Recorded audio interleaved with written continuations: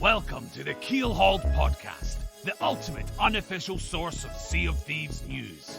And we've got plenty of news in store, so tie yourself to the mast and hold fast. Ahoy there, pirates! I hope you had yourself a good week and a good weekend. I know I did.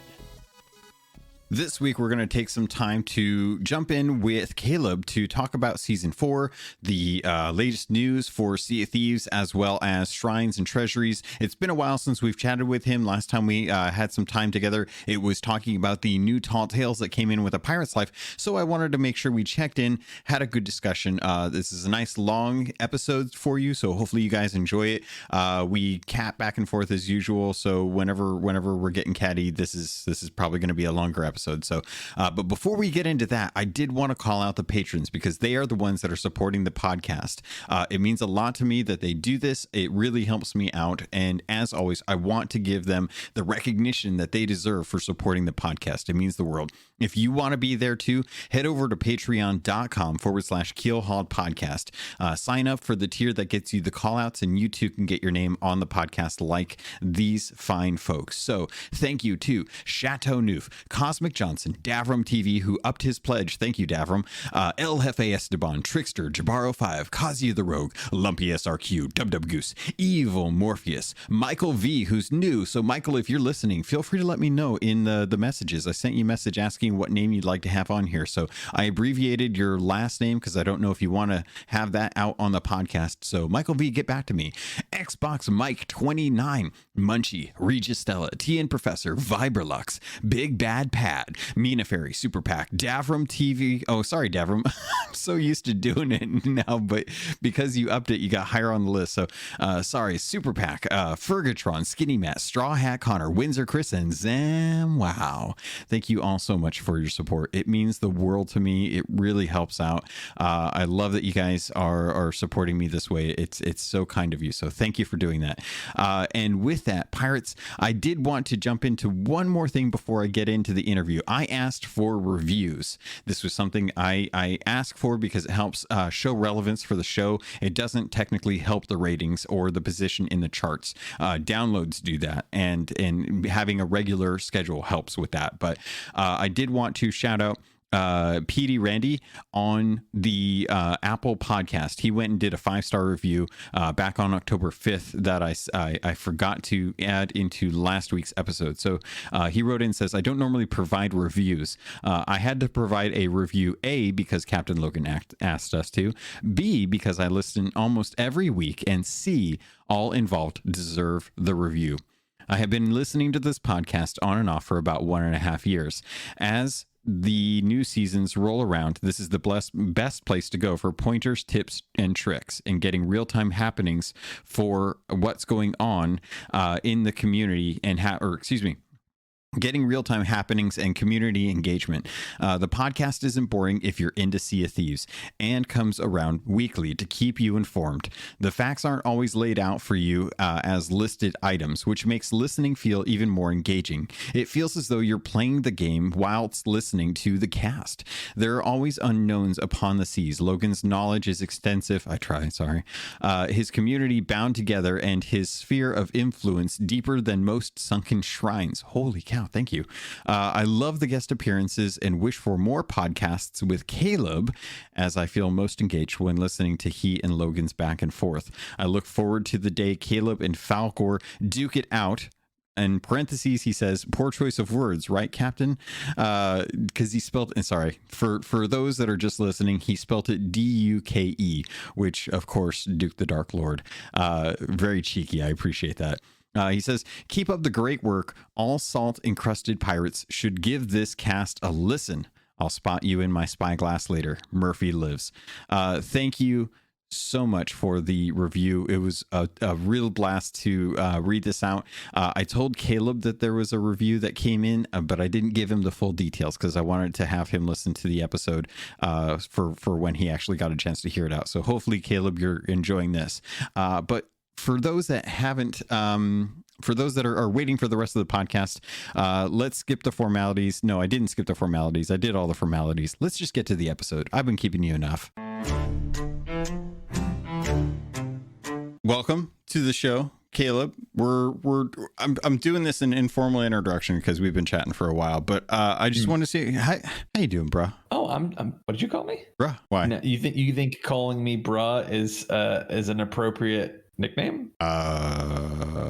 Yeah. Well, me too. It seems like that to be a fairly normal thing to call people. Cool. I don't see why anyone have a problem with that. I've been doing great. Awesome. Been doing fantastic. It's my favorite time of the year, Halloween. Right. Or this fall season. It's a spooky season. I'm pretty happy. I have been doing the most Halloween thing ever and just falling hard into my fandom for gargoyles. I got a figure the other day, and holy cow, has it just like reignited my content creator passion. I've been watching the show and like taking notes and like thinking, how can I make this into a YouTube series and all these different ideas. And now I just like, all I want to do is just Halloween 24/7 for the rest of the year. I just want to have Halloween so that I can justify this gargoyle obsession.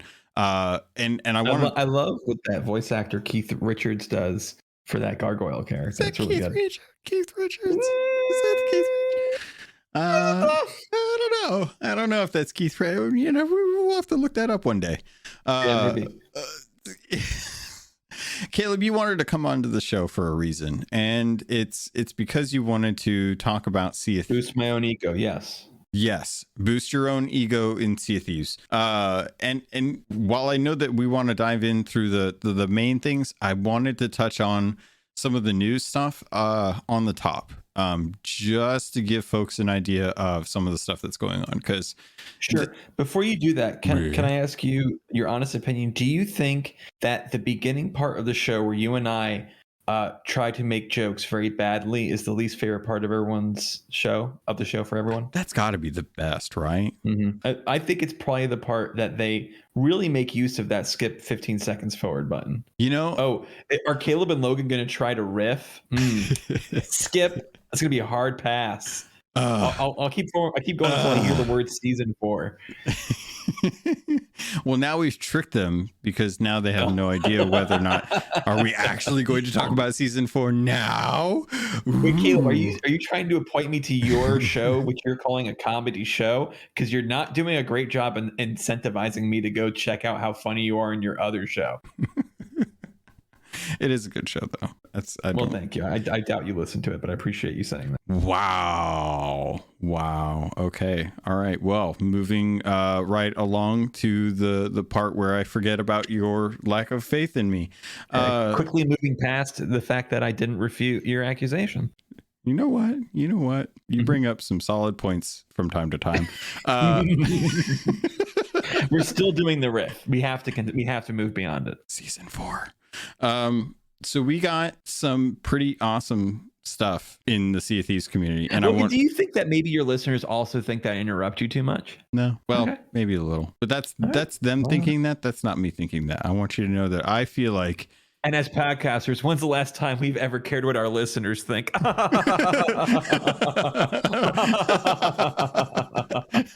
be like the Rare developers caring what their players think.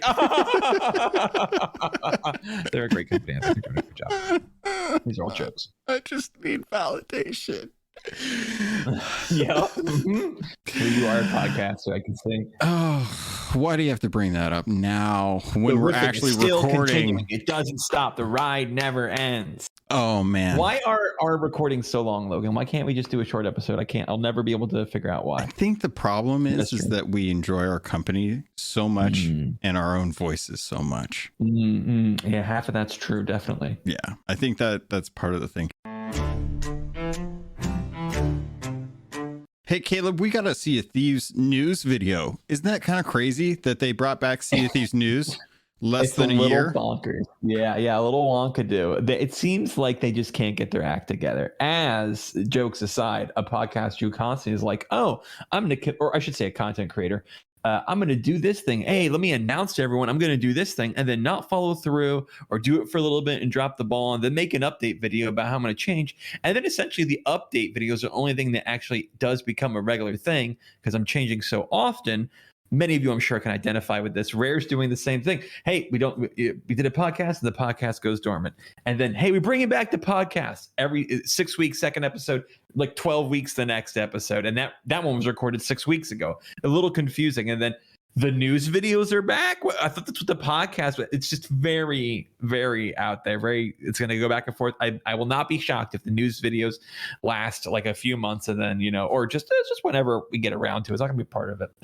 But I think there's probably like a lot of restructuring happening at their company. They've been talking about like expanding stuff since the Pirates update. It's super weird right now. I'm not going to lie. The Sea of Thieves news videos were great as like a weekly to bi-weekly thing, even when it was just once a month, because at least once a month I had like a basis for where I was going to form most of my content off of. Sure. And then when those went away, that was when like they're not gonna lie, a couple of YouTubers were like, nope, I'm out. I don't have any like feeding, no content being fed to me. So it's just going to be too hard to keep up like a weekly schedule on that. And I was like, challenge accepted. And now they're back. So I guess we'll see if this is something that persists. But did you get a chance to watch it? Should I recap it? I did, but I would love to hear the recap. But let me tell you, it's something I have learned. This will help everyone at home not to make the same mistake.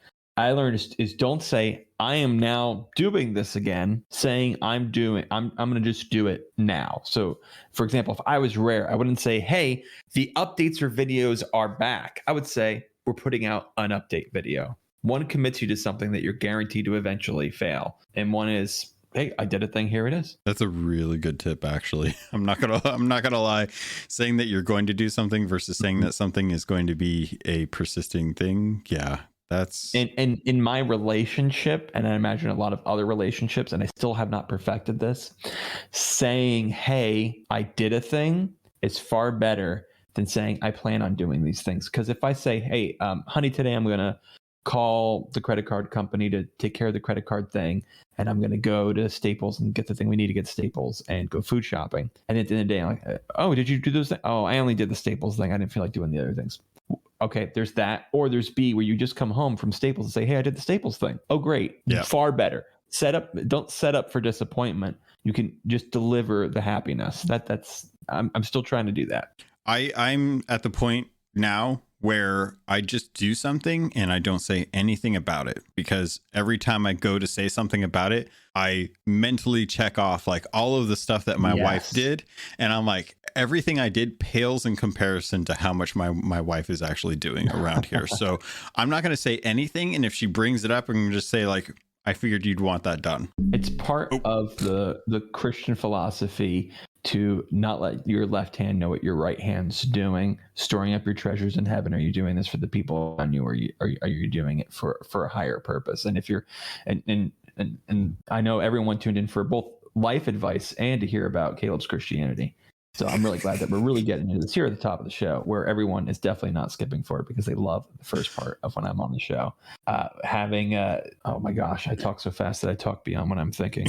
Yeah, we were talking about making sure that you're being hubris about the stuff that you do. Oh yes.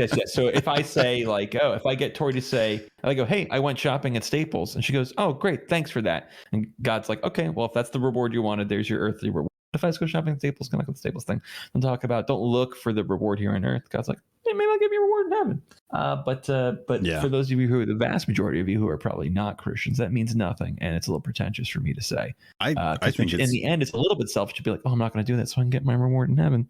It's always those little ironicies jumping around. I'll be honest, I would be willing to bet that a majority of folks probably have some sort of religion. I am probably the outlier with my atheists. Let me tell you something, Logan. Yes. And I can't wait till we restart this recording of this podcast for what's actually going to be published. In my podcast, I don't talk about certain things. Christianity comes up sometimes, barely, just because it's a big part of who I am. So it's hard for that to not bleed through. Yeah. But very rarely does it come up. And then there's like politics. I just don't mention it at all, because when I listen to a podcast and they get into politics, even if it's something I agree with, it just kind of irks them. But it's especially alienating if it's something I don't agree with. Yeah. And so I just don't bring that stuff up at all. I don't want to have any reason for my listeners not to enjoy my show. A lot of the decisions I make about how I run my show It's based on other shows I'm listening to and what I do and don't like from what they do. And I almost never like when they bring up politics or religion. Exactly. So let me apologize for bringing up religion right now. I appreciate that. Not from necessarily my perspective, but for the sake of keeping it on topic, because we got a Sea of Thieves news video and we're going to talk about that. Is that where this all started from? It is, believe it or not, about the frequency of their Sea of Thieves videos and what they should and shouldn't commit to. It all came back from that. That's right. And in this video, it was kind of interesting because I love these videos, but it was kind of stuff that we already knew. If you've been keeping track of Sea of Thieves as religiously as I do, to tie it back in. Oh, good. It was all set up for a call that we did 3 seconds later. This guy's true comedy geniuses. So to move right into it, we found out that they did a Sea of Thieves news videos. I love these because it kind of recaps some of the stuff that's been going on, or at least sets up some of the stuff that's to come. And with this, they kind of gave us an idea about the one special rematch that they had, which was a charity soccer game or football game, depending on where you hail from, but between Playground Games and Rare.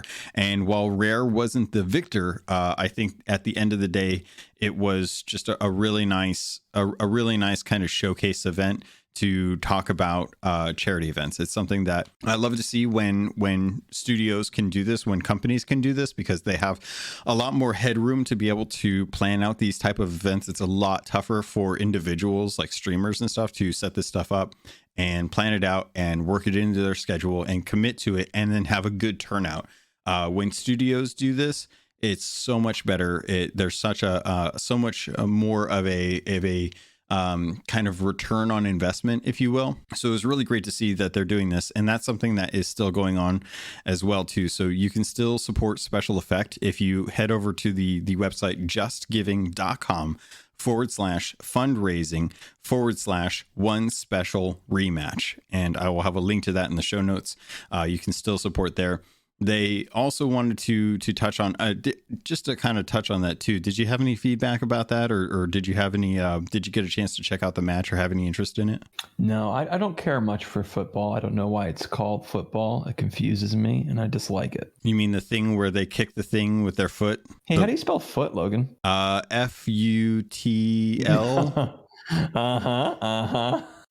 Foot. Yeah, that cracks for me. We also found out that they're doing another sale, not just a full livery set, but just the sales. They've been doing these charity sales for 2 years now. I think it started in October of 2019. And so that's kicking back up. Sales of sharing begins from October 16th to November 10th. They're doing a 48-hour pineapple stream that's going on right now as of the time of the recording. You can show your support by heading over to the Sea of Thieves Twitch channel and donating through Tiltify. You can also support by purchasing the sales of sharing cosmetics in the actual game. Those are live now. They had a bit of a problem with those earlier today, but they said that's been resolved. So by the time you're hearing this, shouldn't be an issue. You should be able to have access, and that is for No Kid Hungry. That is a collaboration between Rare and that charity to make sure that kids are being fed, that kids have food to eat, because world hunger, regardless of how many beauty pageants there are, still seems to be an issue that we need to figure out how to solve. So Caleb, how do you like the charity sales aesthetically, as opposed to just the kind of removing yourself from the charity aspect of it and looking at it objectively as a cosmetic? Well, as a Christian, it's actually very easy for myself to remove myself from the charity. I like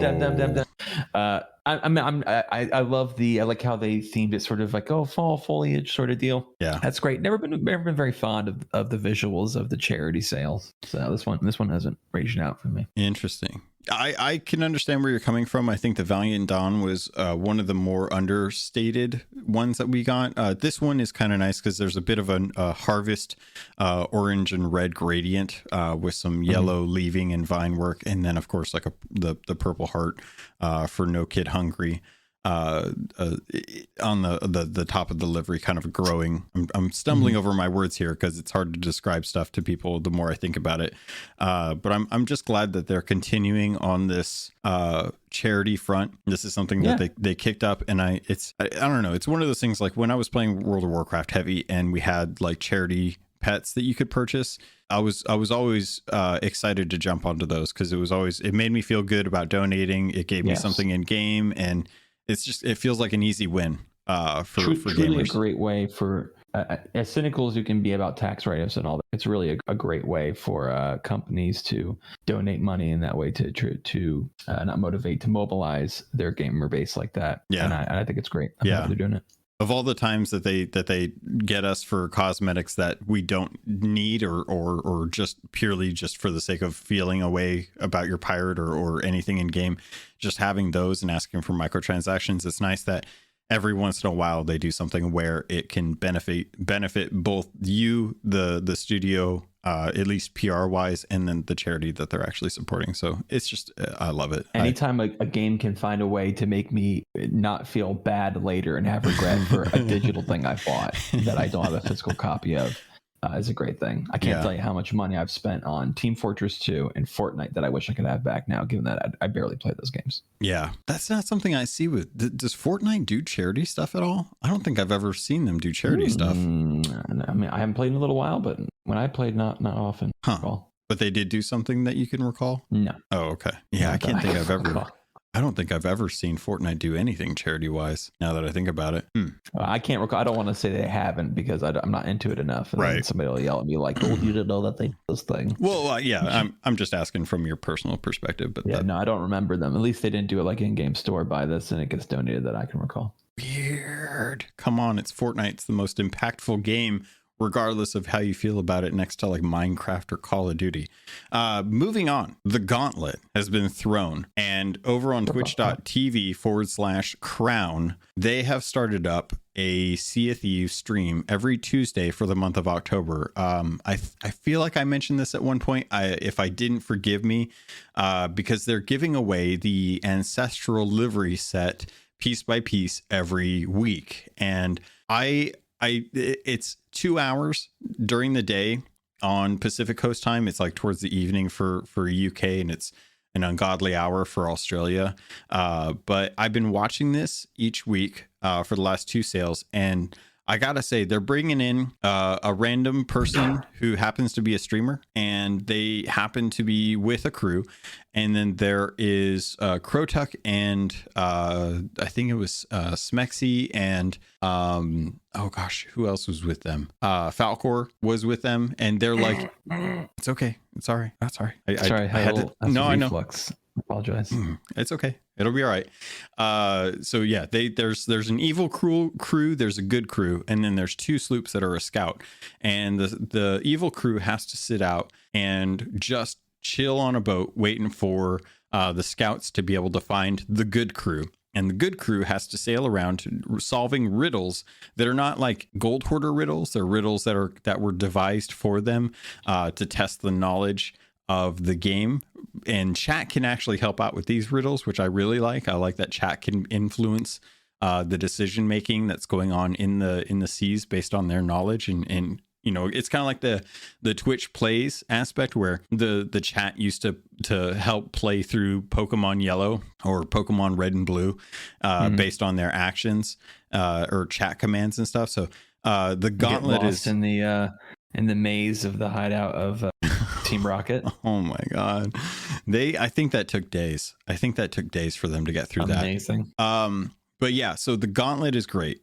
You get to help out the good crew. The scouts sail around, and once they spot the good crew, bear in mind this is all on a custom server, so there shouldn't be any other ships out there to mistake it with. But once the sloops find the good crew, they can put up the Reaper's Mark flag to let Crotuck, the evil crew, know where they are, and that's the time when the evil crew can actually set sail. And the evil crew can't actually get off their ship. The sloops have to supply them with supplies. So it's to the benefit to send out one sloop to start hunting and the other sloop to start getting supplies for the galleon evil crew. And the more points or the more riddles that the good crew solves, the more points they earn. And for every, I believe it's 3 points, it unlocks 3,000 gold drops for anyone that's watching in the stream. And if they get up to a certain amount of points, they actually unlock the cosmetics for chat, and you can actually claim those, but you have to be watching. So I think this was such a really interesting way to develop a kind of sport around Sea of Thieves. The trouble that I have with it is I think that something you're going to be able to echo my sentiment. It's tough to find 2 hours on at a specific time frame, 1 day a week, to be able to log in to watch these streams for 15 minutes to get access to these cosmetics. Am I wrong? How do you feel about these? Because I'm pretty sure I remember you feeling upset about them. Well, I was upset because I didn't get a real heads up that these drops are coming, and so I missed my opportunity to get a piece I've missed. I missed the ancestral, I think, cannons and capstan, and they came up, and I didn't know what was happening. I was like, no, I got 2 freaking ancestral wheels, but not the capstan. Can I trade? Is there a program? Yeah, but I think it's probably why they're not advertising it greatly, because it's just a quick little 2 hour thing. It's a little incentive, but the incentives don't work unless you tell people. It's true. And the ancestral set was something that was available previously. I believe it was back in, it was either, I think it was 2020 or 2019 that they gave away the ancestral set as a what was that, Game Pass Ultimate thing. Yeah, if you'd subscribed to Game Pass Ultimate during the month of May, you had access to the ancestral set and it would be added to your account, but not everyone was playing during that time. So this is kind of a nice way to bring back some of those previous giveaways in kind of a more interactive fashion. But it has definitely led to a new channel in the Keelhauled Discord, the live events channel, because boy howdy, I got a message from Big Bad Pad. He's like, hey, it would be great if we had a separate channel for live events so people like Caleb don't miss out on ancestral drops or things like of that sort. So yeah, it's caused a little bit of a kerfuffle in the Discord for folks who keep missing out on these Twitch drops. Just like today, for example, as of the time of the recording on the 16th of October, Twitch drops are now active. They started on the 15th, and they are going till, I believe, the end of the weekend, I think.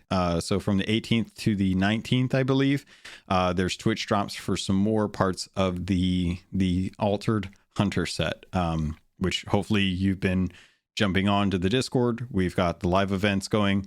We've also got the Twitch roll. So if you want to get notified about this, there's a Twitch drops roll that you can sign up for on the Discord, so that anytime these Twitch drops go live, or if there's a reset for the day, people will tend to tag that roll so that you get pinged in the Discord, which does not happen very often. I don't like people pinging everyone or at here kind of things in the Discord. So that you at least get notified each day, like, hey, it's rolled over. Make sure you get your Twilight Hunter pocket watch or Twilight Hunter fishing rod, so you don't miss out on stuff like important fishing rods that are part of sets that definitely exist. Mm-hmm. Outside of that, we got probably some of the best Emporium cosmetics I think I've ever seen. In fact, I think these cosmetics are probably the best the game has ever had, and I don't think we really need to introduce any further cosmetics. I think this this is it. I think they won. They won the game of Sea of Thieves cosmetics. We got the Crimson. Oh my god, I just blanked out on what they're called. The Crimson Crypt. Richard set? No, they're not that. we got new Emporium updates into the game. I absolutely love these. They're called the Crimson Crypt set. It is a play on kind of vampires. It looks like it's right out of freaking World of Warcraft. It really does. And we also got the Crimson Crypt costume, as well as like a dog and a bunch of spoopy emotes for Halloween. And boy howdy, did they kill it with these Halloween events. Last year we had the Soul Flame stuff. The Soul Flame stuff was cool, but it wasn't really my bag. It was a little too kind of like up there, kind of flashy, too much glowy kind of things, which I love glowy stuff, but man, that Soul Flame stuff was super glowy. And this is like just the right amount of stuff, man. Did you get a chance to check out the Crimson Crips ship set? Yeah, boy, I love when they do fun things with cannons, like the Wailing Barnacle. It's like a fish head. Here it's got like that bat mouth opening up where the cannon comes out. I think there's even like a tongue. I'm gonna correct you right now. That is a straight up gargoyle. Okay, my apologies. It will and forever will be. It is and forever will be a gargoyle on the cannons and the blunderbuss, and I will not hear otherwise. The weapons that you mentioned there are cool. I like how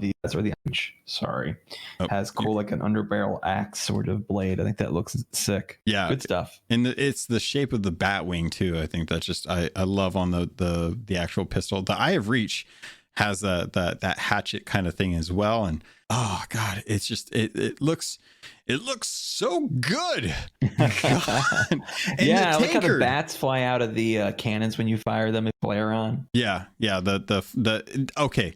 So I hate cannon flares. I think cannon flares are the worst. I got these when I bought the livery set and I tried them out. I'm good with these ones. We can use these ones.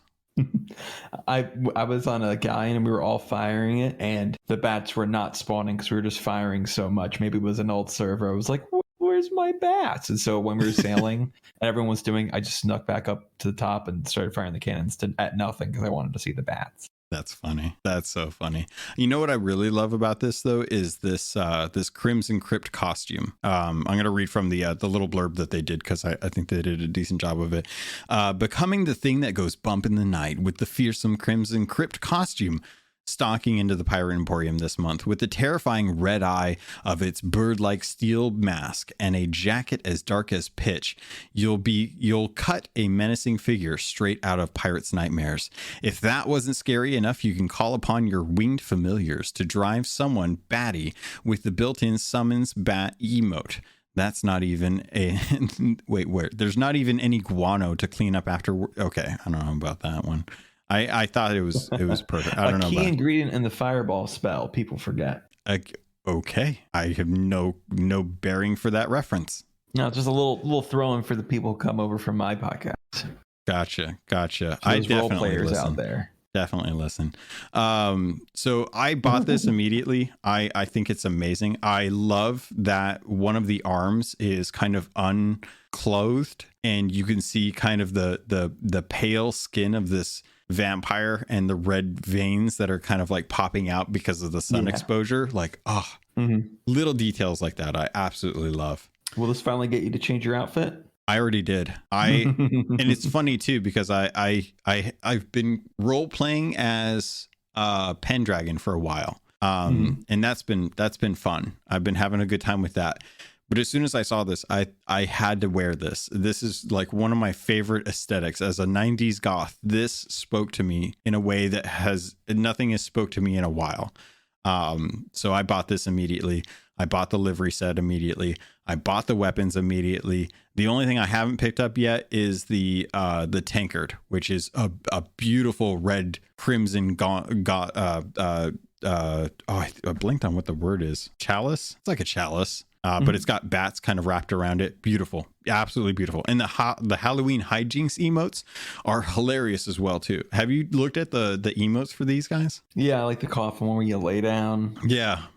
It's so like in true vampire-esque fashion, there's one where you're standing up and you cross your arms in front of your chest and you just kind of slowly fall back to lay down on the ground as if you were kind of reverse exiting a coffin. It's really good. I like that. And the diabolical dog pet is great. I bought that pet. That's what I bought. Isn't One that thing I bought was the He's pet. such a good boy. Look at that boy. He's got the scar and the red eyes and it's so unique. He's awesome. Such a unique dog. Really love it. And there's a free emote. There's a free emote called Seriously Spooked, where it looks like you're frightened and you're kind of cowering. So I'm glad that they offered that. And they brought back the skeleton pets. The skeletons are back in the Emporium now. So if you're doing that. But I wanted to ask you, and I think this might be a good opportunity for us to jump into season 4. What did you think of the Bone Crusher stuff that's coming in, or am I jumping the gun? Oh, what's about the Bone Crusher stuff? Boy, a lot of people were made happy that the Bone Crusher pants finally released. Boy, we've heard that a lot. Anytime incomplete sets were brought up, that was the poster child. Yeah. Is that right, poster child? Yeah. The thing that's pointed to as the thing that needs to be. Well, that's a weird phrase now that I actually think about it. Poster child. Well, it was because when they were doing like charity things and they were asking for help, they would always have a poster, and they wanted to get a child for the poster. Ooh. Wow. See, you okay? I've dropped my headphones, so I'm going to pretend that I've definitely heard everything you just said. I was just showing your concern. Good job. But yeah, I agree, Captain Logan. I'm leaving this all in too. So just because I know it bugs you, but I wanted to jump into season 4 because you've been playing it. You've been formulating your opinions on this, and I haven't had you on since the Tall Tales, and I know you really enjoy coming on to talk about the season, how you feel about it, and whatnot. So I wanted to kind of offer you the microphone, the proverbial microphone, to take the floor and talk a little bit about some of the things that are going on with season 4 from your perspective. Well, let me tell you, I never take it for granted that you have me on. Thank you so much for having me. Stuff. Even when we were talking about coming on again, I'm like, let me get to level 100. Let me get a good amount of time in with the updates so I can really formulate an opinion. And let me tell you something. Season 4, seasons with the theme of the year are my jam. I used to love Halloween time playing Team Fortress 2. And like they'd have like ghosts and all these cosmetics. This is back to my first real introduction to like microtransactions and things. And even before, it was a little bit before where you just get the items in game. And if you spend a lot of time getting the presents when they would appear, you get the ghost costumes and stuff. And all the maps would change, or there were certain like themed maps. I love that stuff so much. That is my jam. Other ones like Killing Floor 2, the monsters will change to be thematic with the time of the year. One of the biggest, that. And Overwatch 2, I think, does an amazing job of that. Overwatch 2? Or I'm sorry, not Overwatch 2, Overwatch. Overwatch 2. Do you mean Destiny? Ooh. Well, no. No, I mean, why would I talk about Destiny? It's not like Overwatch removes content. Dabbing on the gamers all day, every day. Yeah, I love it. So this season's got a lot of like really cool thematic Halloween things. The Emporium comes in as all the cool stuff we just talked about. And then the skeleton pets are back. And we get decorations all around. There's cobwebs and there's little pumpkins. In Left 4 Dead 2, I have all these Halloween mods that I install. Like, replaces all the garbage bags with pumpkins. Putting that in. Love it so much. And they really did a great thing this season. It's a nice change from previous seasons. It's the one-off items. The one-off items were really kind of cool, Halloween-y themed, most of them anyway. So things like the capstan of candles, spookums, the firefly lantern, very fallish, banjo of banishment. It's like, this spell ritual thing. Love it. Love the whole thing. And it's great. That is the way to do these one-offs now. No more. It's just like, it's the Cracklight, but it's green. All right. Well, okay. Doing these like unique things like the locked up gloves, the ballista Eye of Reach. These are the way to do recolors. I agree. And it's nice. This is definitely the best one-offs that I've seen to date. They've really kind of honed in an idea of what they want to do with the one-offs. I'm a huge fan of honestly, all of the ones that you mentioned are great. They are the best ones. And I like that you still have the Wicked Web set to kind of coincide with it. So if you're enjoying the one-offs, like I've been pairing a lot of the one-offs with different sets and kind of building my own cosmetic set, especially with the Crimson Crypt set. I've been substituting the little kind of gargoyle spires, the little castle spires, for the capstan of candles, because I think it fits better with the theme. And having the little banjo of banishment, you know, like while you're wearing the Crimson Crypt costume, it kind of makes you look like you're, you know, jauntily playing some sort of like devilish tune or something. Like it's so cute. It's so great that they're doing little things like that. I love it. I think it's great, and I can't wait to see someone using the spooked emote against someone who's wearing like the Twilight Hunter set, which, speaking of, also kind of ties in. So someone's got like the ballista eye of reach using one of the varied emote poses, looking like Van Helsing, holding up or you know, holding at gunpoint, amazing, one of the Crimson Crypt costume wearers, so it looks like, you know, you've got Dracula in your sights kind of thing. And,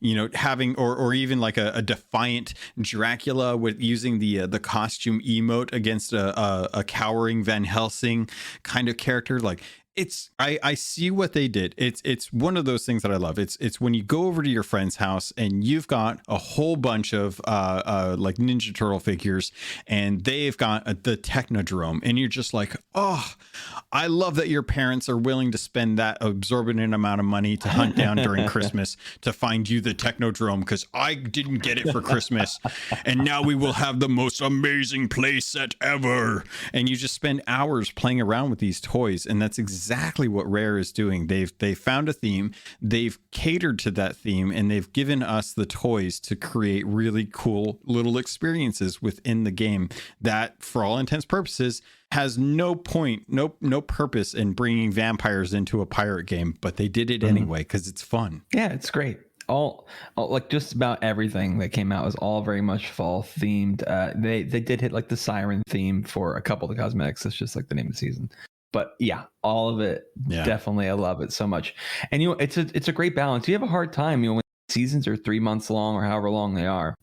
It's like, okay, well, Halloween's just, you know, the end of October, really. So I mean, we can't fit it all in, but you know, hey, we get a little bit of the fall season in there as well. So it's not just Halloween. All the like the Emporium, what's the Plunder Pass stuff is all very, you know, fall themed, and with the pumpkin head guy and all that, and the Jack-o'-looter ship set. Jack-o'-looter. Yeah. It's so cool. Like you could really just go out and have some fun. The costumes this event are the best. Last year it was just the Soul Flame stuff. This time you have variations on it, and I really like that. But you were going to say something. It seems to me like you've changed your mind a little bit. I remember some others sort of deridingly saying, "Oh, great, we're getting Fortnite costumes," and now you're praising them. It took a little. Well, okay, so you're right about that. Well, first off, no one can blame you for not liking the Splash Tail costume. All right, I think the first one. Thing. And no one can blame you for not liking that. I own it just because it was part of a Plunder Pass. I wish I could delete it. I understand. I think that's the thing. I think it depends on the approach, because the Ruby Splashtail Monarch set, I think if they had gone a little heavier into the Splashtail Monarch set, make it like an actual Splashtail head. You know, give me webbed hands.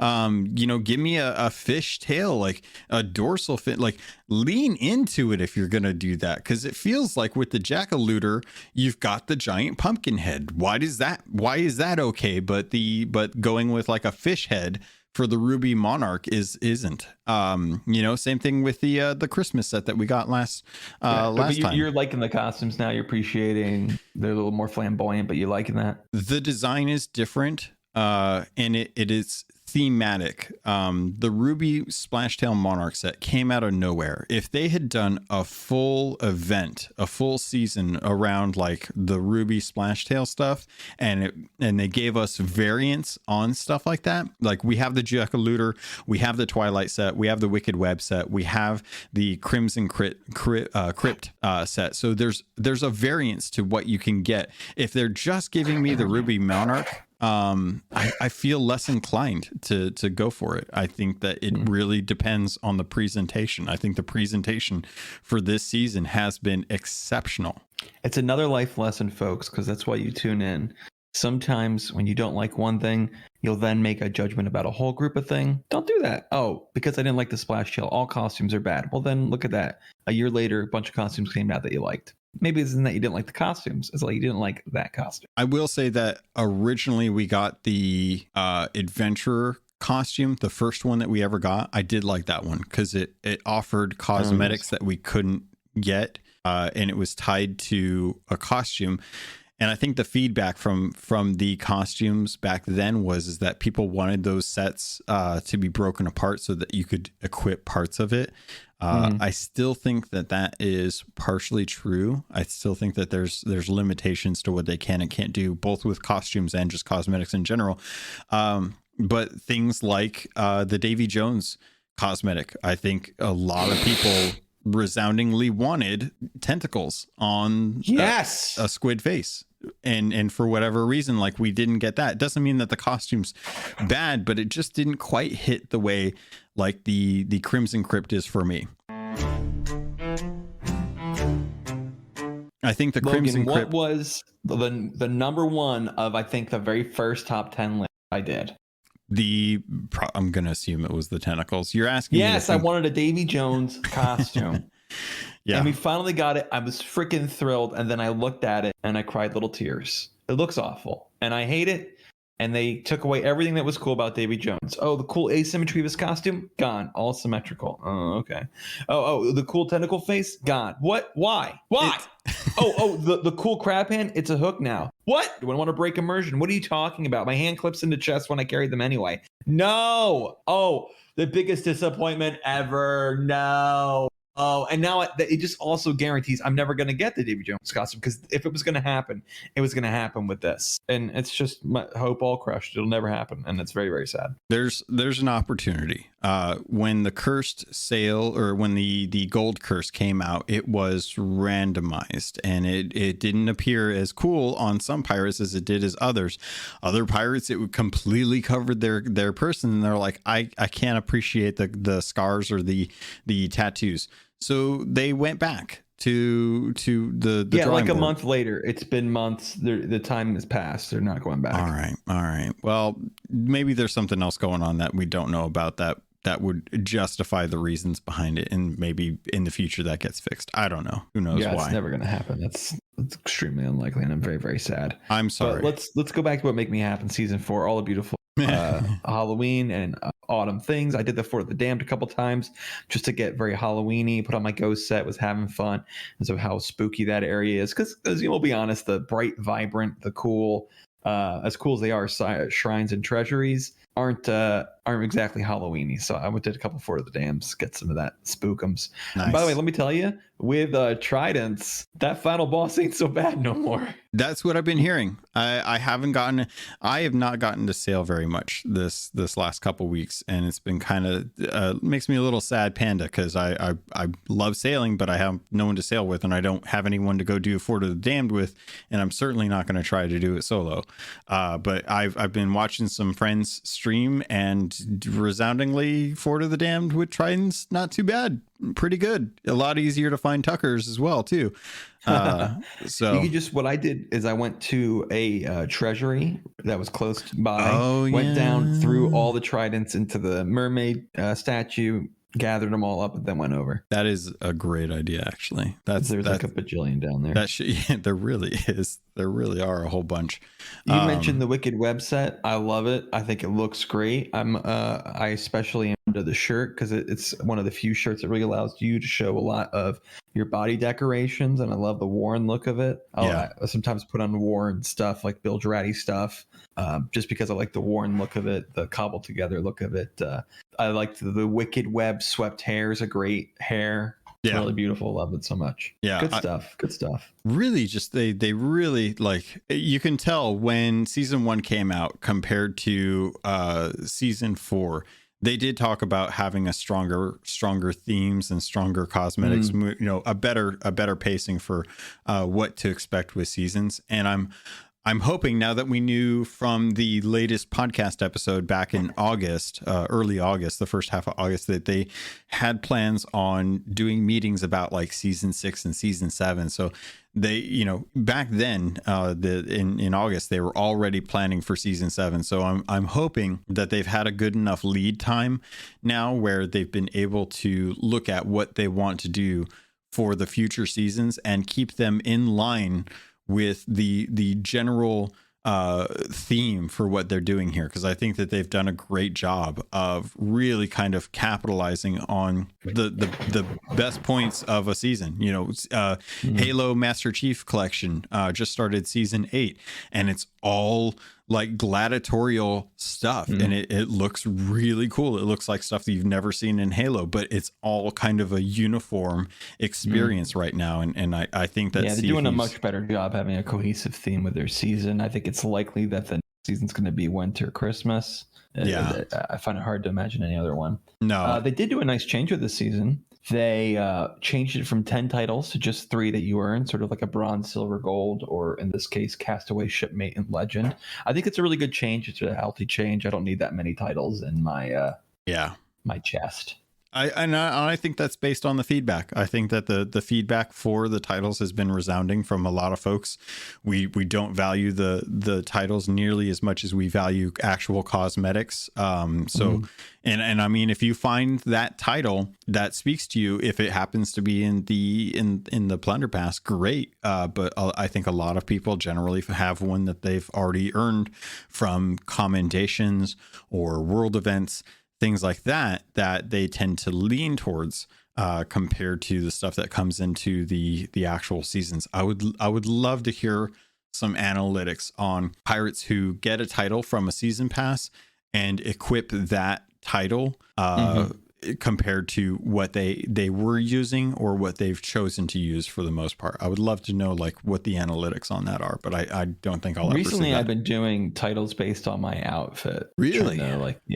Change that up a little bit. It's an idea. Like my new favorite outfit now is using the super awesome, my new favorite tattoos, the tattoos of the Siren's Wrath, and in the makeup of the Siren's Wrath. Yeah. That's very much makes you look like a siren. Holy crap. I love it.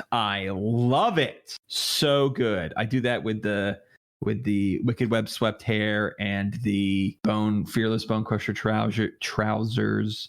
Holy crap, do I like that so much. You can even throw on the scar of Sunken Sorrow if you want to look a little bit like a siren leader. Yeah, so good, love it. Good stuff. Yeah, I like what they've been doing with this, and they've done a good job with it. The scar is a nice scar that you earn from the season. It's kind of scraped up all over, been waiting for kind of like that. Legendary items were a little underwhelming for my taste, but they may be better for others. The weapon's just like a big honk and chonkers. It's not my jam. Yeah. The legendary stuff doesn't feel quite as impactful as the rest of the theme, but I think a lot of that is because of the design of the one-offs in pairing with the season theme compared to just how do you come up with stuff that's specifically for Pirate Legends. And I think the best way to go for that is take a note from the one-offs and build off of that, but make it the really cool, elaborate stuff. You know, keep it in theme and just make it even cooler than the stuff that's being offered in the regular non-Pirate Legend stuff. How you feel about the Scorch cosmetics that were added? Fine. The Scorched Ashen. Yeah, I think it's great that they're bringing in cosmetics that they're recolored, which is it's kind of nice to see. It feels like a little bit of a glow up from what I've seen. So I appreciate that. It feels like they've they've learned a lot over the from the first year when they first introduced these cosmetics. They've had a lot of design influence over the time, and you can see it in these cosmetics. So I'm glad that they're bringing these in, especially for folks who did not start playing the game at the beginning of the year. They're getting an opportunity to add something to their repertoire if they want to play around with their design. Maybe they have the Flame Lord. No, what is the Ashen Curse? I think it's the Ashen Curse. But they don't really have like the Forsaken set, the Scorch cosmetics to be able to really play that up, because they may not have been playing at the beginning of the year. So now they have an opportunity, and I like that. I like having choice. I like having other people have choice as well. Yeah, and I can't explain why. By all accounts, it doesn't make any sense. For some reason, the Devil's Roar is a little bit fallish to me. Take that for what it'll be. So I'm glad they added it now. I was a little surprised it wasn't like the winter version, like a blue glow or something. As much as people liked that blunderbuss we got, maybe we'll get them in the winter. I'm just glad that they're finally moving away from the Kraken and the Aristocrat and the Crab set, and now finally some of the other sets are getting some cool recolors that I really like. Yeah, I'm not a huge fan of the color change, though. It's kind of a very gentle color change. I liked it in the fact that I didn't have the weapons, and so I got something that will still, go very closely with my normal Ashen Sec if I have weapons that look really close to it. But as for the clothing, I much prefer the ones that already came out. But I'm sure there's people that disagree with me. Nice to get the figurehead. Unfortunately, the rest of the ship set, like the Fearless Bone Crusher, is very different than the original. So, take it. Yeah, I just can't. I guess I'll never get that. Big shame. But Bone Crusher. Oh, you mentioned this. I totally forgot. I only mentioned the pants. I finally get the Bone Crusher figurehead. It's not my favorite color, but finally I wanted that Kraken skull. Yeah, and that again, it goes back to these were cosmetics that were lofty at the time. They are not quite used, and we've seen a lot cooler figureheads come out since then. But if they're going to bring them back, make them different so that people can tell the difference between people who have the originals versus the recolors. And it's nice. It doesn't bug me at all. Hopefully it doesn't bug other people, because as I just mentioned, there's a lot of really cool figureheads out there, and the Bone Crusher one is cool. And it looks different from the original, so it shouldn't be as painful to people who are like, no, my exclusivity. I'm just hoping that folks feel like they are still being respected for when they were originally playing the game and got the original ones, compared to the folks that are just purchasing the recolors now. Correct me if I'm wrong, but now at this point, every full set has an alternative. Every time limited full set now has an alternative you can get, minus I guess the Wailing Barnacle, the Silent Barnacle figurehead hasn't been released yet. If we're talking full sets, I think so. If we're talking time limited cosmetics for ship liveries, there's definitely not a yet. bunch of like little ones that you'll but we still haven't seen a Hungering One refresh for that time limited, the special one. Like you can buy the shark one. I figure the hunter one looks so similar. It's probably just what it's going to be. They just stick with that, the shark one. Yeah, I think the shark one's probably the better one to go with. But that's cool, because the Bone Crusher and the Forsaken one was the ones we were waiting on. So that's all good. I like it. Like to have the weapons and the figurehead. A little disappointed with the rest. But what do you think about the event? I know you haven't played a lot recently, but have you had a chance to dig into the event? I've done enough of it to help try and contribute to the community goals. I love that they've done the community rewards. I've made sure that I get access to those figureheads. I think people are having fun with it. I think the event overall, it's tough for me to say, because as much as I love it, I don't feel a huge drive to actually jump in. And I don't know if that's just because I don't have anyone to sail with. I think partially it is part of that. We're real close as of the time of recording this to getting our first unlock for the actual first figurehead, the 50 million. We're like super close. We're like 2 million away from it, or less than 2 million. But then we've got like another 100 million of skeletons to murder to get the collector's version. So I like that they're doing the, I think I really feel like I like the favors over anything else. I think the favors are the best way to go about it, because it still leaves you to play the game the way that you want, and you'll achieve it at some point if you just play the game. And I think that's the best way to approach these type of events. And I like that the community goals are very general. Like, there's skeletons everywhere, and you don't have to do something silly to the skeletons. You just have to kill them. So I like the fact that it doesn't matter how you kill skeletons. It's just the fact that you're actually doing it.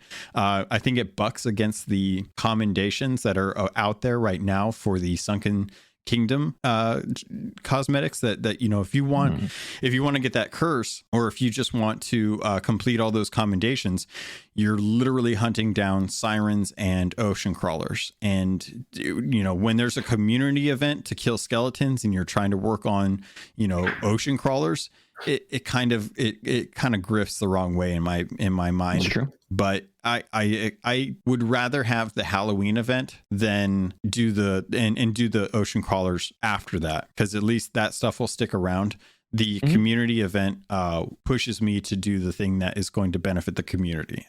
It's a nice change. I've talked about before how it directs community behavior. We've all been so obsessed with the shrines because they're the new hotness, because I'm using all the latest terms the kids use. Oh yeah. And now, when that's happened, they can direct our attention. I only did the Fort of the Damned because it was going to help with the event. And I'm really happy it did, because it got me in that Halloween, mood and all that I talked about before. So I actually like how, let's move away from the shrines. Still do the shrines at your convenience. You get a little chance to have a little something different and a reason to do something different. I also like how, unlike most other events, it's taken a while for me to do this. You said, just normally doing what you're doing. If you are expecting to earn all the rewards by just normally doing what you're doing, you're going to be sorely disappointed. It takes a little bit of making sure that you dedicate yourself to doing them, because the progress is slow on this. And I kind of appreciate that. That's fair. Yeah, it is definitely a little bit tougher to get these. Like, you're having to earn 500 favors for the first reward for the tankard, and then you have to get 1,000 for the blunderbuss and 2,000 for the cannon. So this is where I'm going to say, like, this week it's the ships of the damned for the 2 times favored, which I think is honestly the easiest way to go about these. It's so easy to look for Flameheart in the sky and go start attacking ghost ships, and to start taking down the burning blades. And if you can get a couple ships on a server and start cycling some of those ghost voyages, that's really going to do you well. And I will say, it's the middle of the month. You need to really be focusing on your emissary ledgers if you haven't already. You've got two weeks left to try and get into those top tiers until the reset, and then you've only got 2 more months to try and get those cosmetics. So really, really think about, like, your time on the seas. What are you working towards? And start using some of these events to really kind of help push. Okay, I know I want to get these cosmetics for the event. It's going on until November 4th. This month, maybe I should really focus on doing the Order of Souls emissary and maybe the merchant. Maybe you can run out and do some lost voyages as well too, and work on merchant, reapers, and Order of Souls, and then leave Athena and Gold Hoarder to next month, depending on whatever the event is for that. But yeah, 2 times favors for the ships of the damned this week. So if you do an alliance, you get extra favor, but if you do any of that, you still get at least 2 times the typical favors that you normally would. So get out there, start sinking ships that are PvE related, not PvP related.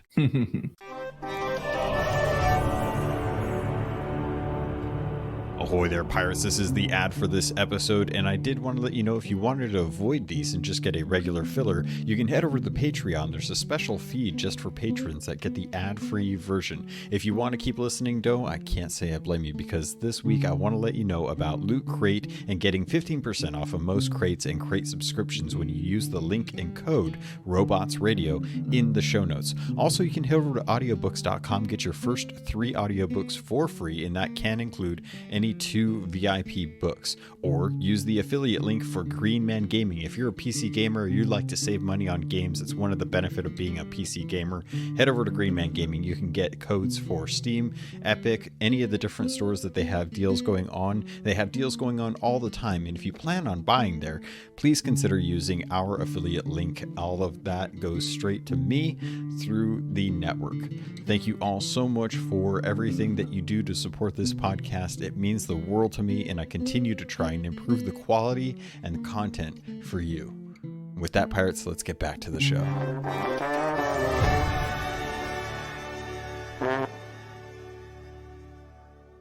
Logan, can we talk about the shrines and treasuries real quick? You mind? Yeah. I wanted to make sure you didn't have anything else you wanted to touch on. But yeah, by real quick, I do mean that probably more notes about shrines and treasuries than season 4, so probably about the same amount of time. Okay, just shows that you can't trust anything I say. Fair. Well, I mean that's always the case. But yeah, you wanted to talk about shrines and treasuries. Yes.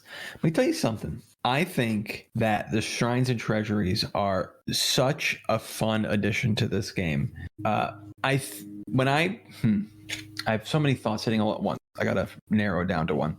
Some things I think I've heard and I expected to hear was that they were fun to do once, and then what am I going to solve the same puzzle again? I'm not. Yeah. And I was thinking, of course that's got to be true, and I was shocked, pleasantly surprised to find out that that wasn't the case. These shrines are just plain fun to do, and which is so important in any sort of game design. Is it challenging? Yes. Is it challenging? Is it rewarding? All these things are just ways to define whether or not something's fun. And these things are a lot of fun. And part of what make these things fun are split into like the one-time things and the repetitive things. The first time you explore it, of course, is a unique amount of fun that you'll never get back for any game. If your favorite game in the world is, I don't know, Ocarina of Time, yes, the first time you did it was wonderful. Oh boy, I wish I could have it erased from my mind so I experienced it the first time again. Yeah, but you've also played it 7 times since. Yeah, there's more fun to it than that first experience. But yes, of course, there was a lot of fun first exploring and solving. There are a contingent of people who for whatever reason they will have a favorite game, but they only have ever played that game once. So I don't want to discredit just the sheer mentality of folks who feel like they are satisfied with a single playthrough of something. Sure. But Rare did a brilliant thing where each shrine is very different, or it's mostly different. So, is this a platforming shrine? Well, platforming isn't about figuring out where to jump next. It's about executing mostly. Yeah. So I get to execute that every time. And if you're going to try to tell me that trying to get better at platform isn't fun, then you're not watching the new Metroid Dread speedrun. It's so much fun. I'm not, but I'm waiting. I'm waiting until I beat the game. But man, I want to jump into those.